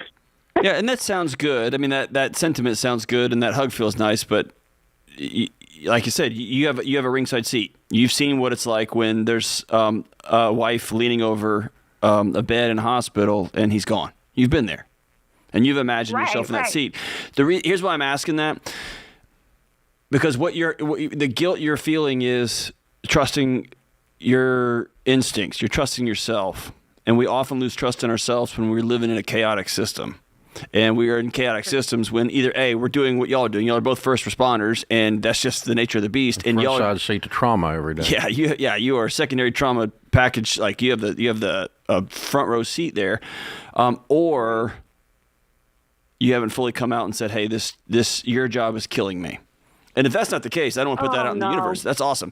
Then that tells me that you're doing what y'all need to do to stay sane and well and good. And I'm going to high five you as one of the bravest couples you can, because it's real easy to look at that dollar amount and go chase it versus I want to make sure that we are filling up our pitcher so that when we go all in helping these people, because that's what we were put on earth to do, we are fully ready to rock and roll. Yeah, and for the person out there that's listening that wants to use this conversation as an excuse to, I want to be intentional, and I'm going to intentionally go into debt, and I'm going to intentionally not meet my budget. That's not what we're talking about. Rachel and her husband are making their budget. They're putting money into retirement. They're paying extra on their mortgage. They're being responsible. The only question is, how fast do we do more? That is a different conversation than we're just freaking using the quality of life. I'm worried about quality of life. When somebody says that, I generally translate that as lazy. That's because your heart is small. That's right. And shriveled. That's it. And the Grinch. The the money Grinch. That's me. Yeah. And no, I think there's times for sacrifice, and I think that on both sides of the fence. Yeah, and I do too. I think there's sacrifices all across the board, but I also, she's not that. She's not in the sacrifice mode. Doesn't need to be, and she's not lazy, and she's not any of that. So she's not irresponsible. I'm completely on board with your plan. She's in the guilt industrial complex, where they will find a way to make you feel guilty about taking care of yourself and your family. Yeah, and she did say something about her father and her brother questioning their choice or something, but they don't get a vote. Nope, they don't get a vote. So that's how that works. Yeah. So here's the weird thing. You wouldn't intentionally do something that's irresponsible. Those, what happens there is someone's justifying, they're rationalizing, they're going, we've heard it actually twice in the last 2 hours. I was forced. When he says that, bought a car. It was an emergency. Well, I had to. Yeah. I had to. No, you didn't. It was a $30,000 car. You didn't have to do that. You don't have to do that. You weren't forced to buy a car. That's dumb. But what happens is you build up the drama and the hyperbole in your head. That's not intentionality. That's just drama and hyperbole. It's reactive. And it's immaturity. And it's impulsive. Whether you're 56 or whether you're 26, you're being a child. And you're using the fact that, well, it was I had several unfortunate things happen. Well, welcome to walking around. Most of us do. But generally that word unfortunate, it's like enforced, and it was an emergency, and I was trapped, and there's this fatalistic thing that goes around all that. And that's not intentional. Intentional is we can see things coming. We have a little bit of vision out there for the future. We know we're going to retire, so we need to set some money for retirement. These kids are aging out, so we need some money for their college. We're going to have to buy a car because this one's on its last leg, so we need to start saving for that. That's intentional and responsible. Because most of this stuff really does not sneak up on you people. By the way, they just announced it last week. Christmas this year is in December. No, it's coming. It'll be here in just a minute. Yeah. Don't let it sneak up on you. Why does Christmas sneak up on people? It's all, Or the millions of people October 15th that will say, wait, what? What's our loans are due? What? Our student loans? What? Student loans? Even the government came out ahead of time. What? This is the Ramsey Show.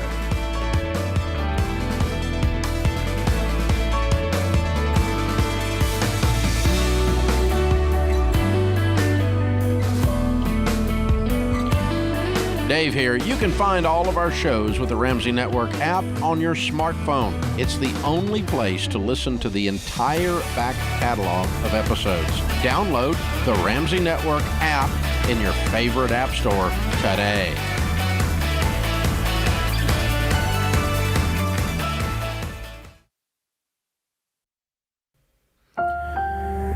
Live from the headquarters of Ramsey Solutions, broadcasting from the Pods Moving and Storage Studios.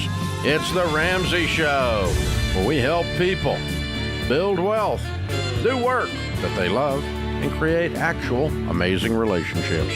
Dr. John Deloney, Ramsey personality, #1 best-selling author of the book Own Your Past, Change Your Future, and host of the Dr. John Deloney Show, a world-famous podcast on the Ramsey Networks, is my co-host today. Open phones at 888-825-5225. Jennifer is with us in Detroit, Michigan. Hi, Jennifer. How are you? Good. How are you? Better than I deserve. What's up?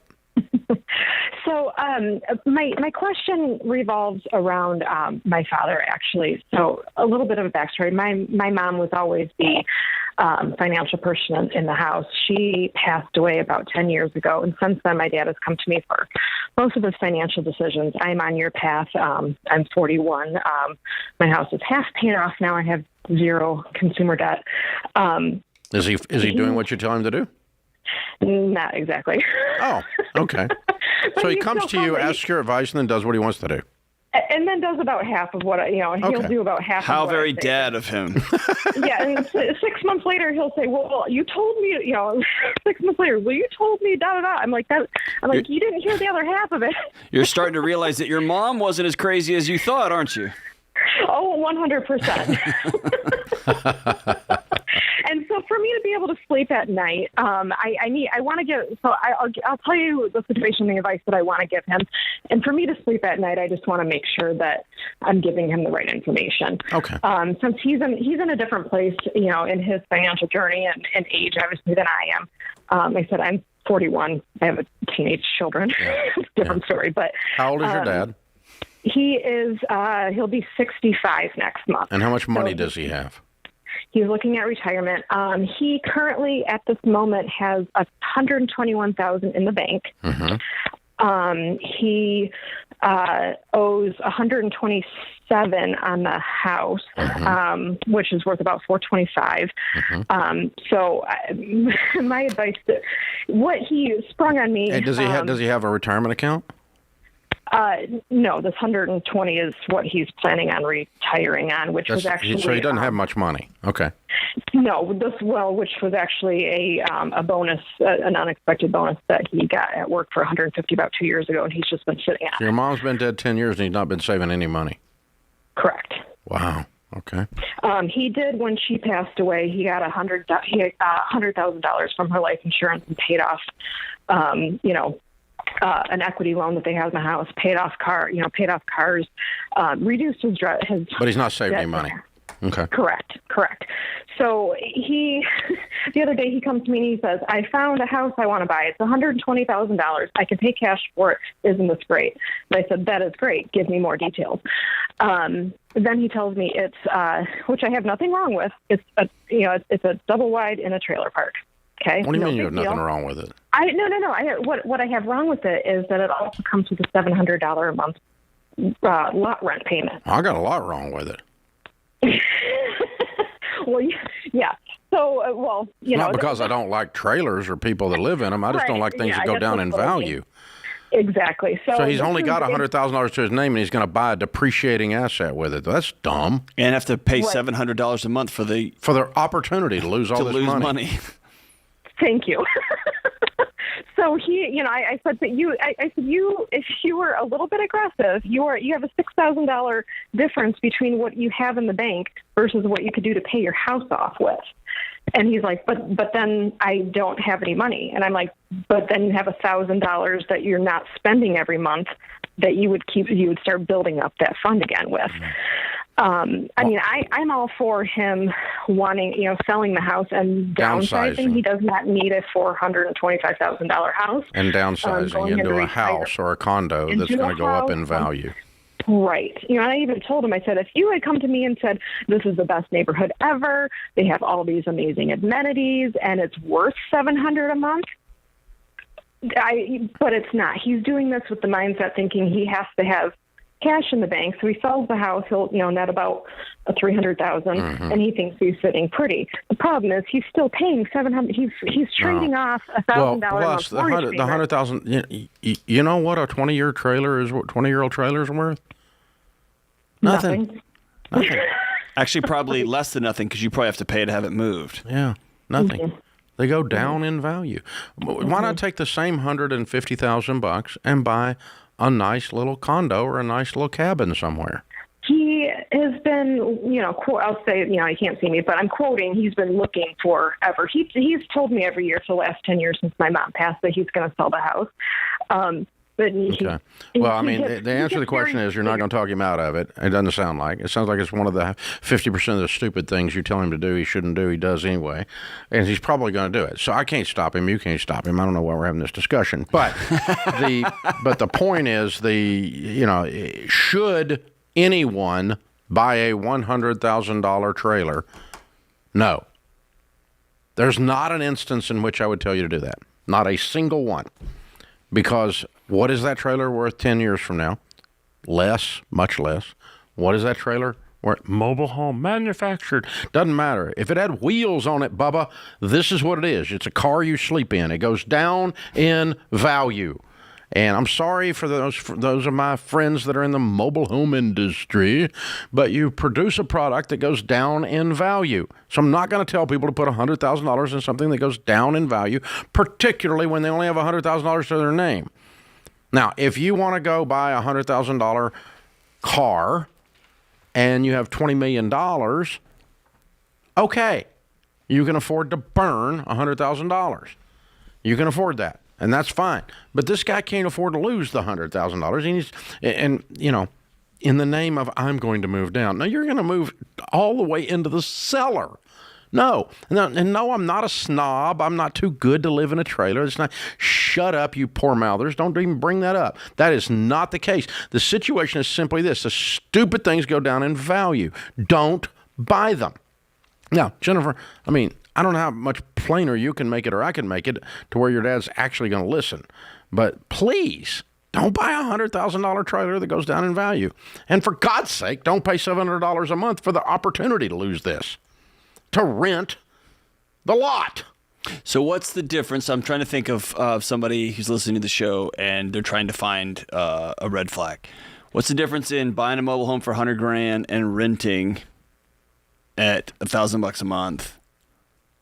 You're not losing money. You're just paying for a service. And number one, we don't tell people to rent for a decade. Yeah.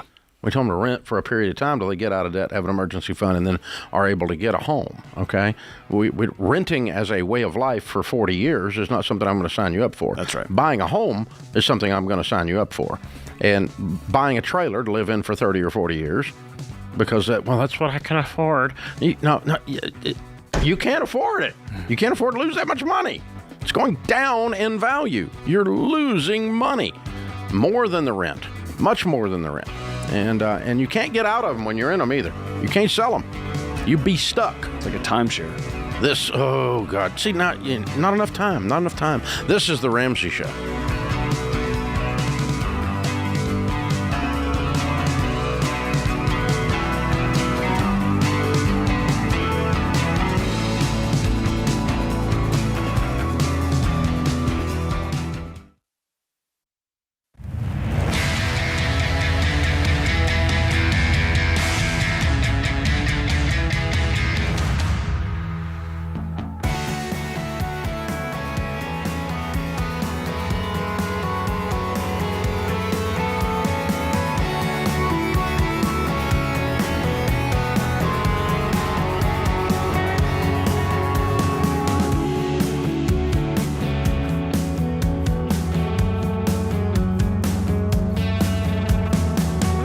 Hey, those of you guys out there checking in on Ramsey, let me kind of give you an update on a couple of things happening. We appreciate you being here. All month long, we're giving away cash. That's pretty cool. You could win up to a $500 weekly prize or the grand prize of $3,000 this month. RamseySolutions.com/giveaway. While you're there, you can check out the $12 sale.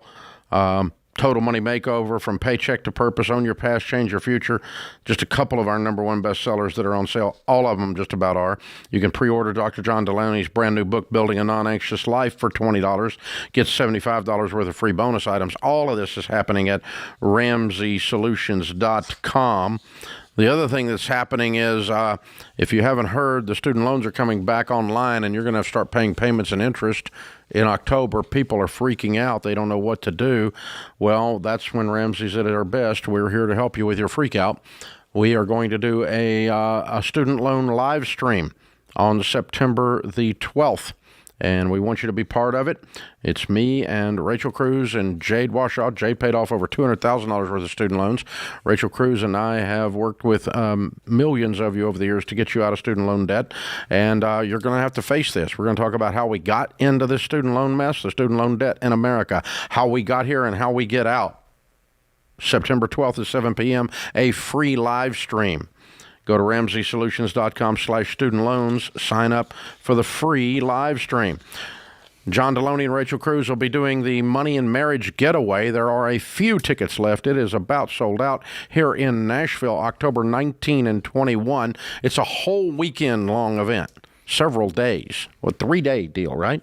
Right. It's a full-on marriage retreat. Yeah, and it's be held here at the Ramsey Event Center, but we've got all kinds of very interesting curriculum and content that you do not want to miss. And some party. It's going to be a blast. It's going to be a lot of fun. Yeah. One thing about John and Rachel being there, it'll be funny. You can just count on it. And it'll be expensive. Yeah. Money and Marriage Getaway, October 19 and 21. And the whole gang will be in Chicago. Those of you in that area, just a little north of Chicago up on the Willow Creek campus, we're going to be doing an event there on September 15 and 16, just a few weeks away, the SMART Conference. Friday evening and all day Saturday, talking about how to get the career on track, mental health issues John will be dealing with. We'll certainly be dealing with money issues and student loan issues on that day as well. The SMART Conference, Chicago, September 15, 16. So that's a bunch of stuff going on around Ramsey right now. You can find all of it at RamseySolutions.com. Stop by there, and we would love to have you. A lot of the things I just mentioned are very inexpensive, or they're free. So pretty cool. Now, the VIP stuff for the SMART Conference is all sold out, but there is some general admission tickets, and we would love to have you. And we have some special programs to upgrade you. If you come in on GA, might end up somewhere else. So be sure and check that out. Again, Chicago, September 15 and 16. Joe's in Ann Arbor, Michigan. Hi, Joe. Welcome to the Ramsey Show. Hi, how are you? Better than I deserve. What's up? So my girlfriend and I, we own a duplex we bought in 2020 around October. And we were thinking about moving somewhere else. Currently we live in the bottom half, and we were renting the top unit up until recently. Our last tenant just moved out. We kind of don't, I don't want to say we're over the landlord life, but we're not sure if we want to use the space for, we both work from home, so we're considering using it as like a home office, or renting it out, or just moving entirely and either renting out both units and taking that income towards whatever we decide to either rent or buy, or selling it completely and just moving away from it and buying something new. So ding, ding, ding, ding, ding. That's the one you're going to do, because you already decided that before you called me. You're done, homie. What's that? Sell it? You're out. Yeah. You're out. You're done. You everything in your language, your voice tone, everything said you were done. You're ready to move and have a fresh, new, clean thing, and you don't want renters anymore. It's all over you.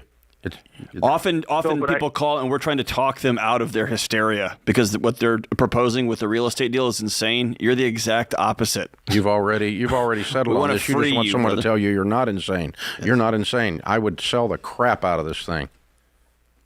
And I mean, in 3 years, I think we paid $160 for it. We've done some renovations. We've improved the kitchen and the backyard and everything. So I think we could maybe make some money off of it. Probably sell it for $200 something. Yeah, good. But also the area that we're living in is kind of developing. They're doing a lot of updates to the roads. And, Joe, yeah, you're over it. You're over it.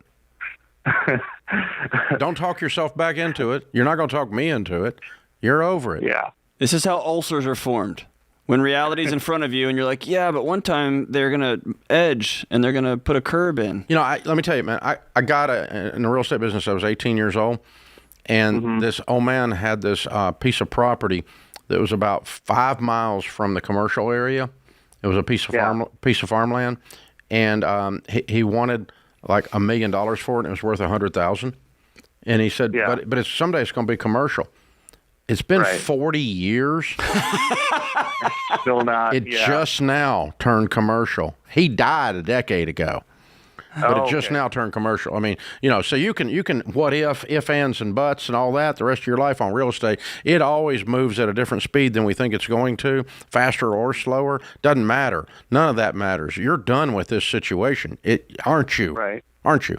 Well, emotionally, you're done with it. Well, the one thing is just living underneath a tenant is what I'm done with. You don't have to apologize. It's okay. If we move and we rent both. If you listen to the show, I tell people not to buy duplexes with a tenant next door.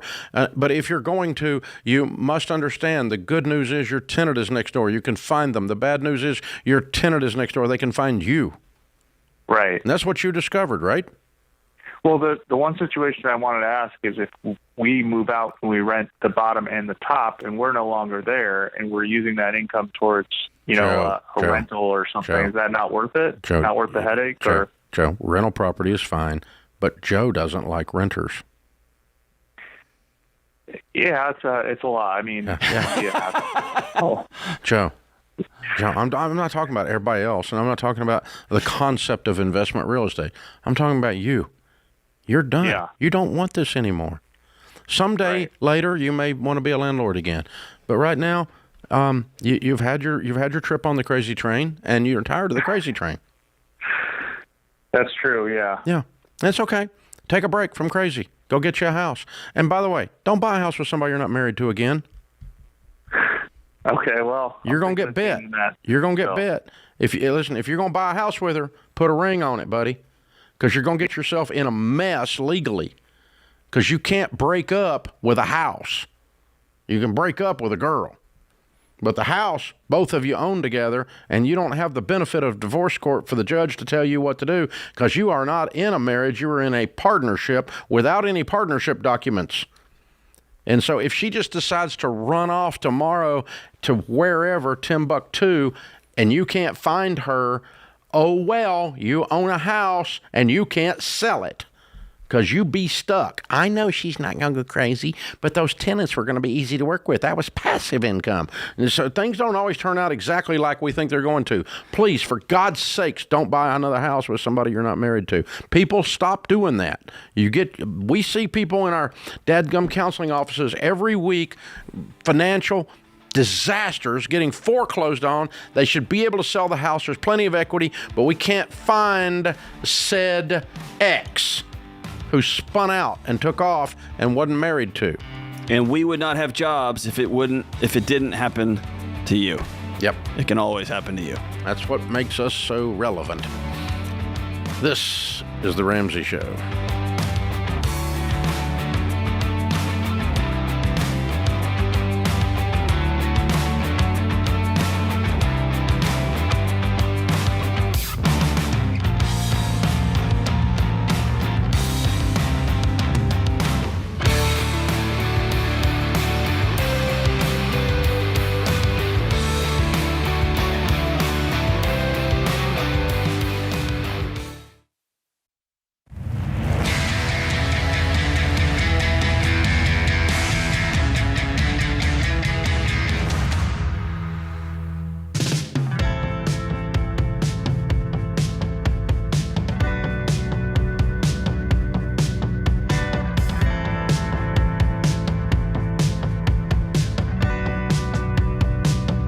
Dr. John Deloney, Ramsey Personality, is my co-host today. Thank you for being with us, America. We're so glad you're here. Open phones at 888-825-5225. Devin is in Portland, Oregon. Hi, Devin. How are you?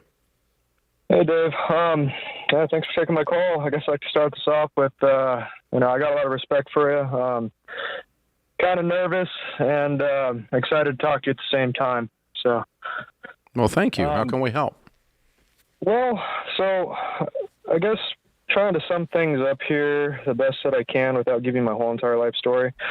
I got out about a year ago, about a 10-year-long relationship, and the last 3 years of that 10-year-long relationship were pretty much just like a downhill coming to the end, and it was a lot of denial on my part.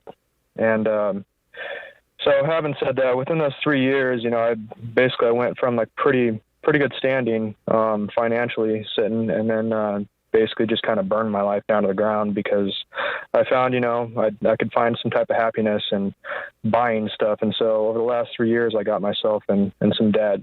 And I guess to add on to that, and one thing I didn't tell the guy over the, one of that guy that basically I've been working with to even talk to you, and is that also around that time, I was given the opportunity to assume my grandparents' loan for their house and their property. That's something they want to give me as kind of an inheritance thing. And I drug my feet on it. But it was also at the same time that the whole, my past relationship was starting to fall apart. And so I just basically spiraled. And then from there, everything kind of fell apart.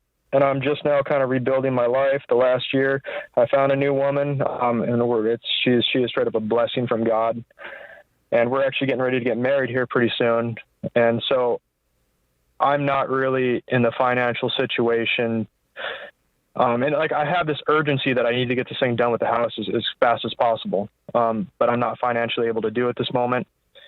And my credit isn't as good as it was back when I first got broached this idea. So I don't know. I guess I'm just kind of, my life right now is kind of a little on the chaotic side between the marriage thing and also just, this real sense of. How can we best help you? Well, I guess what would you do in my situation? Do you know much about loan assumptions? Do you have to have super great credit? I mean, what? Well, you have to have enough. You have to have the same credit as if you were going to get a loan because you're basically taking out a loan. So I've never had a house before. Yeah. Not sure you need a house. Okay, so here's the thing. What you're describing, and you used the word a couple of times, and you described it well, is chaos. Yeah. And so, what we would want for you is to move from chaos towards order. And what that involves usually is simplifying things and cleaning things up. Right? Yeah. And making real clear decisions. Some of those decisions are a yes. Some of those decisions are a no, and so on. So, and I think that's the biggest way you can be a blessing and talk about being a real husband getting married. Congratulations, by the way. So how much debt have you run up, Devin? In the grand scheme of things, it probably doesn't sound like a whole lot. Devin, how much debt have you run up? Right about $45,000. Okay, on what? On what? Death by 1,000 cuts, all sorts of different stupid loans. How much do you owe on your car? None. No. Not outright. Okay, so what is the majority of this? Credit cards? Personal loans, credit cards. Basically. Okay, so you were medicating the pain by buying crap that you didn't have the money to pay for. Pretty much. Okay, that's not that unusual, and doesn't make you a bad person. But it's good to say it out loud so that you don't do it again. Yeah. Yeah. So, if this girl breaks up with you, you can't keep on this pattern and use the breakup as a reason to continue to be irresponsible in your pain. Okay. Yeah. So I'd say the whole. Yeah. With the new marriage thing, it's actually been a really, really big motivator. I've actually started going back to church to be a man that I want to be. Good. That's awesome. Okay, so what do you make? So I'm a union journeyman carpenter. If I can work full year round, because sometimes it's when the project comes to an end, it's kind of hard. My yearly is right around I think $93,000. It's not bad. Okay. What do you pay in rent? I pay around $600. My girl is going to be moving in with me pretty soon at the place that I'm trying to get, and we're going to be paying about $14 at that point, but $600. Okay. Sorry for all the extra information I'm giving you. I don't know. I'm just trying to paint the biggest picture. Yeah, I appreciate that. Yeah.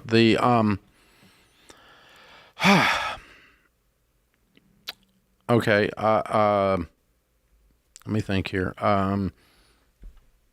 I would not tell somebody to buy a house while they have debt. I would not tell somebody to buy a house and shack up with their girlfriend, especially when you just told me you're going back to church. Those are inconsistent things. I would not tell somebody to, I would tell somebody to live on nothing and pay off this debt really, really fast, making 90 by taking 16 jobs, taking every job you can get your hands on, swings a hammer, and make some money. And what I would love for you to do is to really clarify your life and say, I'm only going to do a couple things here, but I'm going to do those things really well. I'm going to engage in some pre-marriage counseling. I'm going to plug into this church, learn how to, like you said, I'm going to be a different kind of a man, and I'm going to find out how to be a wonderful world-class husband. I'm going to concentrate on that. Part of that picture is I'm also going to live on nothing, and I'm going to have to tell Grandpa right now I can't do this deal, and I'm going to get this dadgum mess cleaned up that I made, so that when you step down the altar, you're a different guy than you were 2 years ago. And it puts you in a completely different thing. That's the whole process. That's what I would tell you to do. I don't know if you're going to do any of it, but that's what I would do. You need, even talking to you is chaotic. I'm going to say, you can't fix anything unless you stop talking to yourself like you're trash, like you're the worst guy that ever existed. Because you're just pumping that into your brain, and you got to stop.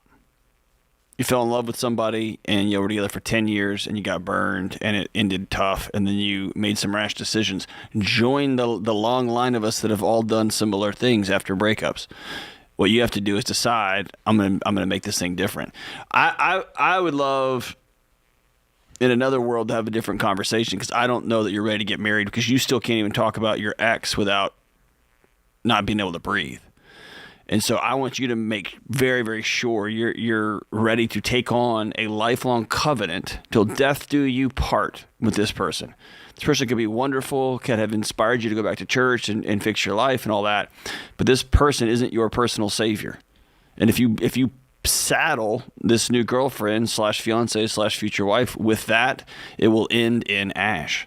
It's somebody to walk alongside you, and together y'all create something new. This is not somebody that she's going to carry you through all the mess. She's making you feel better right now, but man, make sure you are all ready to rock and roll before you go get hitched up here. There's a difference between her motivating you to a higher level of nobility and you deciding to go to a higher level of nobility. That's the difference in her healing you and you healing you. Yeah. And so, people that you care about and love, they should motivate you to go get better. They should not motivate awesome. you. And it sounds like she's a quality lady. I agree with that. And so, but yeah, you need to get aligned with, hey, I'm going to get on a track. I'm going to get with some men, get some men in my life. I'm going to get plugged into this church. I'm going to start thinking about how I'm going to treat this lady like I'd want some character to treat my daughter someday. And I'm going to honor myself and treat myself that good too. Yeah. Stop beating yourself up, man. Absolutely. Proud of you. Let's get it going. Let's get it going. Absolutely. This is The Ramsey Show.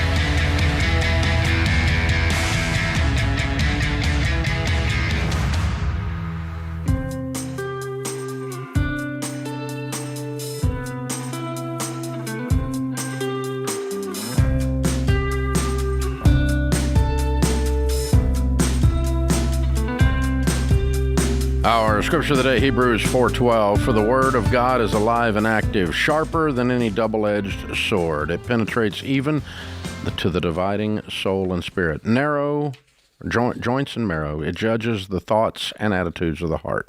Booker T. Washington said, live out of your imagination, not your history. Kevin is with us in St. Louis. Hi, Kevin. Welcome to the Ramsey Show. Hi, can you guys hear me? Absolutely. What's up? Well, I was just calling in. I've been trying to get in for a bit. My wife and I had a daughter just over a year ago, and she was born into the NICU for over 120 days. And during that time, I admitted to her some stuff in our marriage that I should have mentioned a while ago. And so it's kind of put our relationship into basically a hell. And what did you tell her that you did? Well, I had 2 emotional affairs in her in the first 2 years of our marriage. And how long ago was that? That was back in 2021. Oh, just the other day. Yeah. Okay. Yeah. So. And then you tell her this while the kid is in NICU? Yeah. We talked to a counselor, and I basically later that night, I said I was struggling with some stuff, and she asked me, "Hey, what else were you struggling with?" And I said, "Well, I had 2 emotional affairs in you at the beginning of our relationship." Okay. So where are we now, bro? So it's been a year.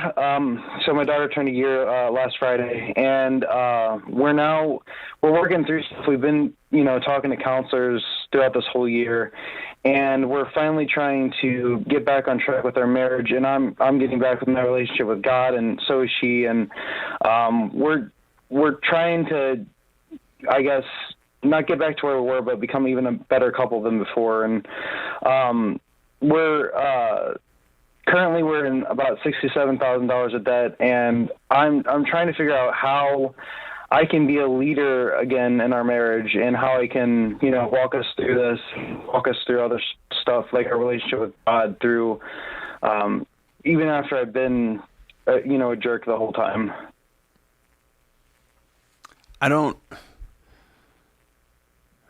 Ask the question a little more clear, because it sounds like you've got a pretty clear path ahead of you. You did some you did some stupid stuff, and you admitted it, and you said I'm sorry, and then you've been doing the work to get it back, and now you've got a financial mess to clean up, which is a way y'all could come together. You have a daughter who was on the brink, and she pulled through, and so it sounds like you're unable to see the blessings and the light on the path that you're on, and you're the one that keeps wanting to go back. Yeah. You got to quit dragging that crap from the past back. Yeah. Is your wife the one bringing it up all the time?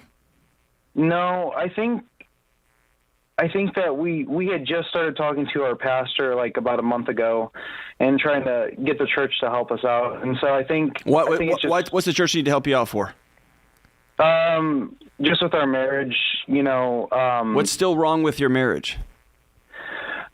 I think my wife just has been having trouble trusting me, and I haven't really been fully committed, and until probably about a month and a half ago.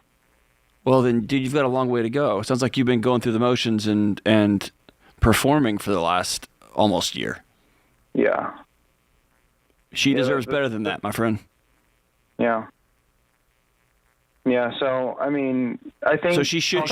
I thought you said you've been seeing a counselor for a year. Yeah, she should not trust you. She shouldn't. Your counselor just inept? No, he should have called you out for not being all in.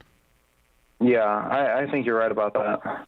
She shouldn't trust you right now, and that's fine. If she's choosing to continue to be married to you as y'all rebuild trust, great. Be trustworthy. Starting today, be trustworthy. Yeah. You owe $67,000. Get 4 jobs by the end of this weekend. Yeah. Stop sitting around and moping and just letting stuff loop and loop. Do you still have something you haven't told her yet? No, I've been clear about everything with her. Okay, then why have you been only partway in the last 9 months? Why you drag a new mother who's trying to keep alive a NICU baby. What are you doing? I'm not really sure. I guess I'm just kind of, I guess I'm scared that, like, I won't be a good leader. And you're not being one. Yeah. And that can change right now. Yeah. You want to be a good leader, be a person who's trustworthy. Be a person who shows up and commit and does what they say they're going to do. Be a person who puts a plan down on the table and doesn't just direct the plan, but asks. Takes actions for the good of others, not yourself. Exactly. How can we co-create this thing together? What do I need to do to begin to earn trust back because I blew it?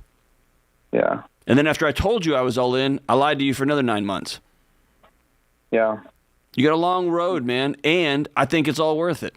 You can do it. Yeah. You can do it. Absolutely, you can. There's nothing you told us that preempts you or excludes you from being a good leader in the future.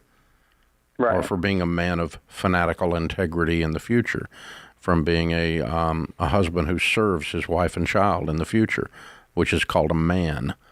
There's nothing that excludes you from doing that. All of these things are choices. They're not DNA. Right. It's not imprinted on your soul. You just get to wake up in the morning and go, now I is one. Now I is a man of integrity. Now I is a man who is worthy of trust because I am trustworthy. Now I is a person who thinks about how I can make everybody's life around me better. And that's not codependence, that's service. And those that are first shall be last. Those that are last will be first. The greatest joy on the planet is learning to serve. And so you hear me getting on to you, man. I want you to hear me trying to do the best I can to turn the lights on and off, to turn the music off, to put my hands on your shoulders and look at you and say, you got so much beauty around you. You got so much good around you. Yeah. You got to decide I'm going to be in. I'm going to go do these things. You got to stop thinking about everything and stop chit-chatting about everything and stop whining about everything and go get after it. Kevin, there's an old story that I don't know if it's true or not, but Tony Robbins told it for years. He said that there was 2 twin boys that grew up. Their father was a bank robber. He was in prison. And one of the young men became a spiritual giant, highly successful in business, and the other one became a bank robber and was in prison. The researchers went to interview them and interviewed the young man, the twin that was in prison, and they said, why are you in prison? He said, with a father like mine, who wouldn't be? And he went and interviewed the guy who was highly successful and had become a spiritual giant, and they said, how did you become highly successful and become a spiritual giant? And he said, with a father like mine, why wouldn't I be? And so what it amounts to is they made choices. They both blamed it on their father, but neither one of those were accurate. They both made choices about their future. You can choose the path. You do get to choose that. It's not imprinted on you. And so, leaders are not born. Leaders are people that just decided to lead. It's a set of skills that I'm going to lean into and I'm going to learn it, like carpentry. Just going to learn it. I'm going to learn how to do it. And then I'm going to do it. I'm going to practice. I'm going to do it. Marriage, being a good husband, being a good wife, it's a decision and a series of skills to be developed. But my wife didn't come with a manual. My wife gave me one that she wrote, but it has changed over time. Most of us aren't married to a PhD, but yeah. So there's that. But so Kevin, I've got great hope for you. Me too. Because the beginning of a resurrection, the beginning of a renewal in your life, and you getting a brand new path. It's a whole new path, regardless of your past. Is the simple act of repentance, which means a turning away. I'm turning away from the old man. I'm going to become a new man. And that's a decision, and you can do it. Hang on the line. I'm going to send you a copy of Own Your Past, Change Your Future on me, but I want you to read it all the way through, and I want you to begin to follow that path. That puts this hour of the Ramsey Show in the books. We'll be back with you before you know it. In the meantime, remember, there's ultimately only one way to financial peace, and that's to walk daily with the Prince of Peace, Christ Jesus.